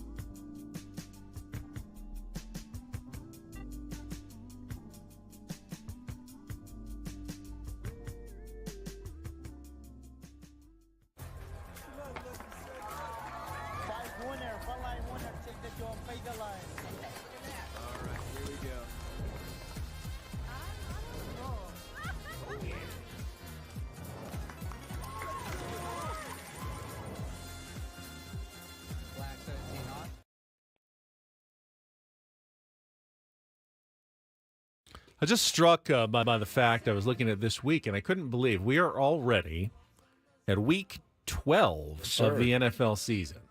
Like, wow, where did that go? The football season passes a lot faster than the baseball season. There's no doubt about that. A lot faster. Yeah, if this was baseball season, we'd just be settling into like early June, going, oh, there's still I miss it so 100 much. games left. But in football, you are already down to the like the pennant race, essentially. You know, in baseball terms, make or break time. Last few games of the year, we are already there, and we will take a look ahead at Week 12 in our football threesome. Can Ben and Woods interest you in a threesome? A threesome would be fun. Oh, not that kind of threesome. Dang it. We're talking end-arounds, the best tight ends in the world. He must work out. And going all the way in this game of inches. Nice. It's the NFL threesome with Ben and Woods. Brought to you by Hamul Casino. Fun above all else on 97.3 The Fan. Personal foul, 69, offense. He was giving them the business. All right, we'll start looking ahead at the game you can hear tonight here on 97.3 The Fan. Thursday night football, 5:15 kickoff. Coverage starts at 4:30. The Pittsburgh Steelers visiting the Cleveland Browns. Mentioned earlier, the weather forecast is unpleasant, not blizzardy, but like 35 and 50% chance of rain tonight in Cleveland. So why on earth are the 8-2 Pittsburgh Steelers, at last check, only 3.5-point favorites over the 2-8 Cleveland Browns with Jameis Winston at quarterback? You see this line and What am I missing and you here? start salivating a little bit. You're like, oh, that number's so low. 3.5. And Certainly they'll maybe it is low. The over-under is 36.5. 36.5. That is the makings of a fairly putrid football game. The only thing that I can see is that, you know, that amazing stat, Pittsburgh like 22 straight wins on Monday Night Football at home. Well, they're the opposite on Thursday Night Football on the road. They are 1-7 all time and 0-7 since like 1970 in Thursday night games on the road. How much does that really weigh into In my tonight's mind, game? shouldn't be much. I mean, you know. They went 0-3 on Thursday nights in the 70s. If I don't think You're telling me that momentum's a real impacts- thing, then not playing well on Thursday like 3 years ago on the road shouldn't impact you much tonight. The Steelers have the better team, and I'm certainly would be leaning toward Pittsburgh. Now, every road team on these Thursday night games, it's always a grind to turn around from Sunday, practice 2 days, travel on Wednesday, and then play a game is always tough for the road. Yeah, I think teams. the weather too has something, potentially. It's not like a dome team or a warm weather team. It's Pittsburgh. It's Pittsburgh. You're right. They deal with plenty but of weather themselves. more of like the conditions of the field tonight in the rain. But Pittsburgh's got a great running back in Najee Harris. If they have to Doesn't keep that it favor on the Pittsburgh? ground, I just feel like it favors Pittsburgh. 3.5 defense. How would you put your Got money a good on? coach. I mean, yeah. Prize If I was betting this game, I would bet Pittsburgh. Okay. But it always makes me go, what am I missing? Like Paulie said, when the line doesn't make a lot of sense. I don't get it. I really don't either. I mean, the Browns are a dumpster fire. They've played teams tough, but Yeah, they have played some. I mean, they beat the Ravens. It's not like they can't have a decent game every once in a while. But so, would you take the Browns in the? Remember, they were a decent team last year. You know, Kevin Stefanski. Everyone was like, "Okay, this is the team to watch." Would you take the Browns in the points? No, I don't think I'd do that either. All right, stay away. Staying away from this one tonight. What's your best matchup of the week? Come back to me. Well, the one everyone's going to talk about is the Monday Night Football Harbowl. The Ravens and the Chargers. John Harbaugh versus Jim Harbaugh. Well, not the first time they've met. You know, when Jim was the coach of the 49ers, they played in a Super Bowl, correct? It's happened before. I think we've determined, as much as I don't want it to be true, Chargers are a decent team, bit of a product of a bad schedule, easy schedule, but they've taken advantage of it. They are almost certainly going to go to the playoffs. This will be, in addition to the games against the Chiefs, obviously their biggest litmus test. The Ravens, we all know, are a quality football team. They are every year with a good coach. We'll see really where the Chargers. I thought last week was kind of a bit of a litmus test. They beat Joe Burrow. They tried to blow it. They ended up winning that game. This will be another one for them on Monday night. I like the Niners-Packers game at Lambeau. Niners getting 2 points. McCaffrey back, healthy. They're a team that needs to win football games ASAP. And the Packers have had a really, really good season. But I don't know why, for whatever reason, I still see the Niners making the playoffs and potentially even doing some damage once he gets there. Brock Purdy has not been great this year, but I think, we know he's got it in him to be better. He's missed a lot of wide open throws. Like, if he can hone it in a little bit with McCaffrey back, I think that's an interesting match. They're still scoring. I do think that McCaffrey back has maybe made some people feel like the 49ers are healthy again. They're not. They got McCaffrey back, but they're still decimated by injuries and banged up, and that has been a major factor in their struggles. You feel like if they can win this game at Lambeau, though, it will set them on the right track. I'm no Niners fan by any stretch. They've not played well in the division. They're gonna have to figure out a way to win at Lambeau. Right? Their season may be done. I mean, they gotta figure it out. They're 5-5 right now, and they feel like a better football team than a 500 football team. That's an intriguing matchup. Okay. Picks, we want to. I lost last week betting on the Bengals. Who did I pick last week? I think I took the Lions. They won. They didn't cover. No, I didn't take they better have covered. They won like 55-6. I did not take the Lions. So you didn't take the Lions if they didn't cover. I'll take the Lions this week. -7 at Indianapolis. Yeah. On the road. Indy's not a bad team. I'll They can keep take that it, one though. close. I don't know. I don't love that one. I'll take it. So I'm going to bet against a team that I've actually won on, I think, twice this year. I'm going to bet against the Arizona Cardinals, who are in first place right now in that division, 6-4 compared to 5-5 for the other three teams. On the road, Seattle Seahawks, and the line is Arizona favored by 1. So this is basically a Lumen Field, Seattle 12th man home field advantage pick, and I will take that point and see if Seattle just continue the chaos in that division. If Seattle wins, they'll be 6-5. Arizona will be 6-5. If San Francisco wins, they'll be 6-5. And if the Rams can win, they could be 6-5. We could have 4 6-5 teams in the same division at the end of the week this week. I think I'm going to take the under tonight in the game. Oh, you're cheering for a really bad. Yeah, I want a bad. It's already the lowest over-under of the week. Yeah, I want a bad football game. You want just a putrid, bad just a football terrible game. 12 I mean, to Pittsburgh's 6. won twice without scoring a touchdown. I know.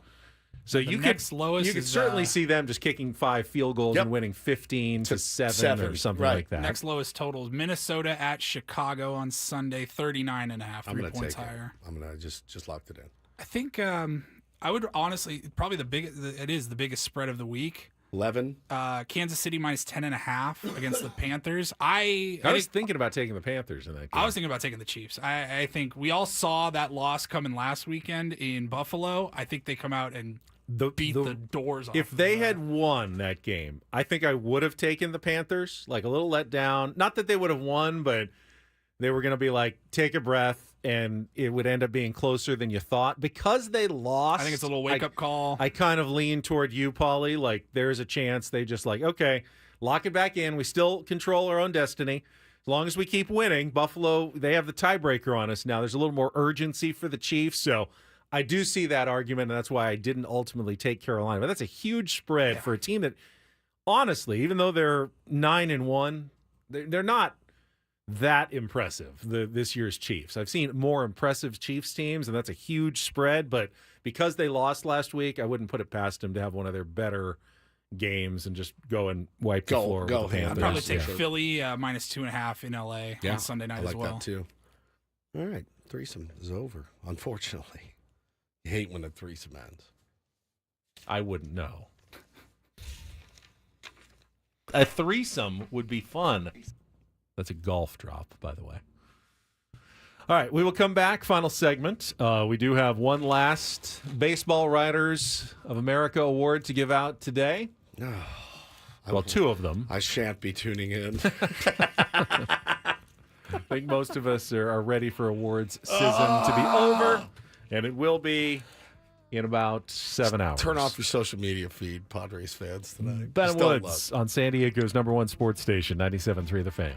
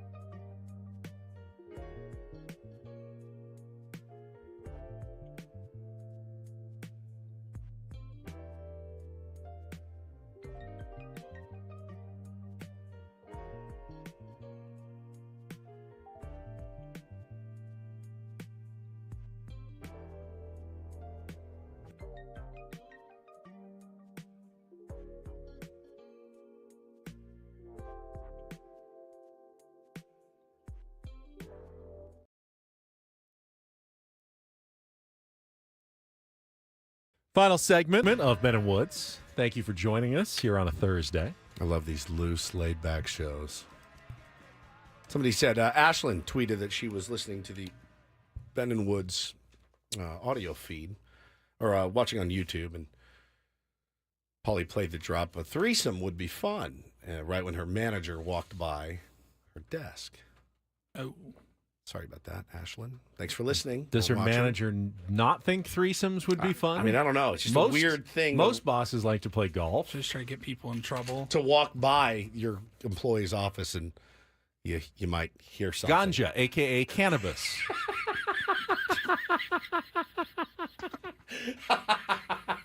It's one of my all-time favorites. It's so good. What was that from? I don't know. Again, please. Ganja, a.k.a. cannabis. You sound like a dude at a school giving a pitch to little kids. This is ganja, a.k.a. cannabis. AKA cannabis. Oh, I love it so much. I like using the scientific terms for things. Yeah, ganja, a.k.a. cannabis. Pooter research. That's not as scientific. That's so good. All right, kids, I'm and Ben then, Higgins. we have our new drop from today's Don't Do This segment that will be added to the list. Oh, yeah. Asking if she, quote, wanted this horse. It's so newsy. It's very newsy from a newsman. Hi, I'm Ben Higgins. Nice to meet you. I'm the Asking newsiest if person she, you quote, know. Wanted this horse. It sounds like you're on the 5 o'clock news. It really does. I am on the 5 o'clock. That's news. true. That's true.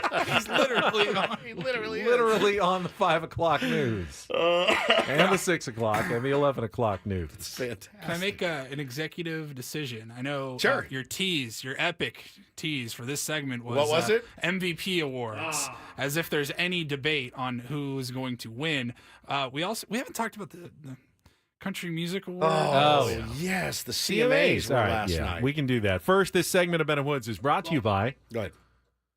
Buffalo Wild Wings. Buffalo Wild Wings is football. Hey, San Diego sports fans, head to your local Buffalo Wild Wings and try their new maple chipotle sauce for rich maple sweetness and a mild, smoky chipotle heat. Or for a bit of kick, check out the new Cajun sauce with a rich blend of spicy and tangy peppers. Stop by your San Diego B-Dubs or order now for takeout and delivery with Buffalo Wild Wings Go. That's how they say it on the 5 o'clock news. That's it. Buffalo Wild Wings Go. All right, a little CMA talk coming up after the check of traffic here on 97.3 The Fan. From the 97.3 The Fan Traffic Center, here's Kelly Danick. Still a few problems here, guys. Westbound King Freeway at 30th Street, clearing a crash over to the right shoulder. Also, westbound 8 near the 163, there is a stalled vehicle in the fast lane. And we still have some problems in the North County, southbound side of the 5 coastline before La Costa. Accident involving a couple cars there over to the right shoulder. Up ahead past Birmingham, crash involving a car and a big rig. That is now over to the right shoulder. And unfortunately, we still have that closure along Scripps, Poway Parkway, both directions, all due to that earlier big rig fire. They're probably doing some cleanup around that. So southbound 15 to Scripps, Poway Parkway ramp is still blocked. I'm Kelly Danick with Ben and Woods, San Diego's #1 sports station, 97.3 The Fan. CMAs last night. I'm assuming in Nashville, if I had to guess. Ooh, Sure. Good question. I had it on. Obviously, it was on Channel 10, so it was on all the TVs and the ABC last night. I want you to see if you did you see it at all? So I wasn't. Kimberly Hunt was actually watching it a little more closely than me at the cubicle next to me, and she was kind of going ooh and like, but I wasn't really paying close attention All to right. the program. So you don't know who hosted, right? I don't. Okay, I want to see if you can guess. Oh, by just their voices. Okay. Because I had a guess this morning. Paulie told me I was wrong. I couldn't believe it because I didn't know. Yeah, this was a little excerpt from, I think, the opening It's monologue. the opening monologue. This is my very first time hosting. I had to ask these coaches. Haley Welch. That's exactly what I said. That's exactly what I said. I said, that's Haktua. That's what she girl. sounded like. Wrong. Oh, obviously it's wrong. They're not going to ask her to host the CMA Awards. Why not? If there was ever a time or a year for it. Ladies and gentlemen, Haktua is here. All right, just play it again then. This is my very first time hosting. I had to ask these co-hosts right here for Trisha, some you're advice. I think it sounds like Haktua.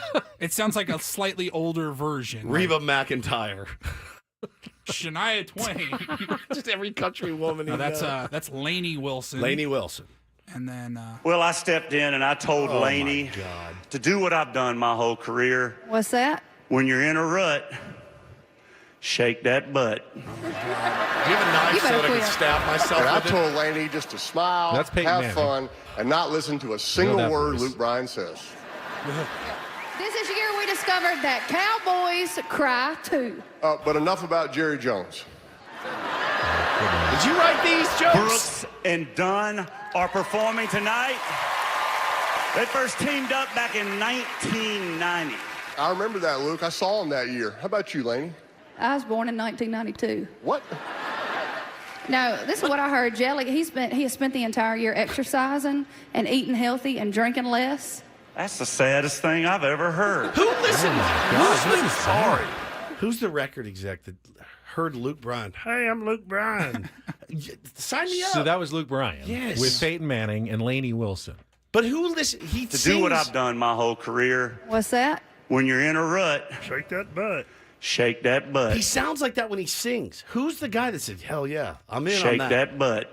I want to die. I'm impressed that Lainey knows Jelly Roll so well that she can just call him Jelly. Jelly. I like that. I call him Mr. Roll. I call him Roll. Mr. Roll? Is that the word? What's the worst nickname? Jelly? Jelly Roll or Roll? good question. I don't know the answer. That is the stupidest opening I've ever heard in my life. So the only moment that I really like Kimberly was like, "Oh my God, this woman has such a beautiful voice." And she says, "I don't really listen to country music. I don't know who it is." And she said, "They're calling her Casey." And I said, "Oh, that's Casey Musgraves." She's and fantastic. that was I love her. She's that was fantastic. a sensational performance. She did like an acoustic, like she's brilliant. Very brilliant. I mean, that was really great. That's the thing with country music. It is the best and the worst. It really we talked is. about this There's yesterday. no- That butt. That's the worst. Save that. Well, I should keep it. I don't know why. He looks just like Butthead, and he sounds. It's so bad. There was a moment. Jeff Bridges was Wait, you hear giving an award. Country Kermit, by the way. Well, Jeff Bridges. I'm trying to think of why he was there. Is it because of that movie that Crazy he made Heart? like 15 years ago? Did you ever see Crazy Heart? I loved it. It's one of my the favorite best movies. music Ben, you ever see it? movies. Oh, you need to watch It's phenomenal. I'm just like, what's he doing I'm with Bad country Blake, music darling. in I 2024? am the show. I don't know. I mean, he's a huge name. Sure. Huge So he name. was presenting a major award yesterday. Listen to And this. the CMA Award for Entertainer of the Year. I mean, that's the award, That's right? the award, yeah. CMA Award for Entertainer of the Year goes to Morgan Whalen. Morgan Whalen.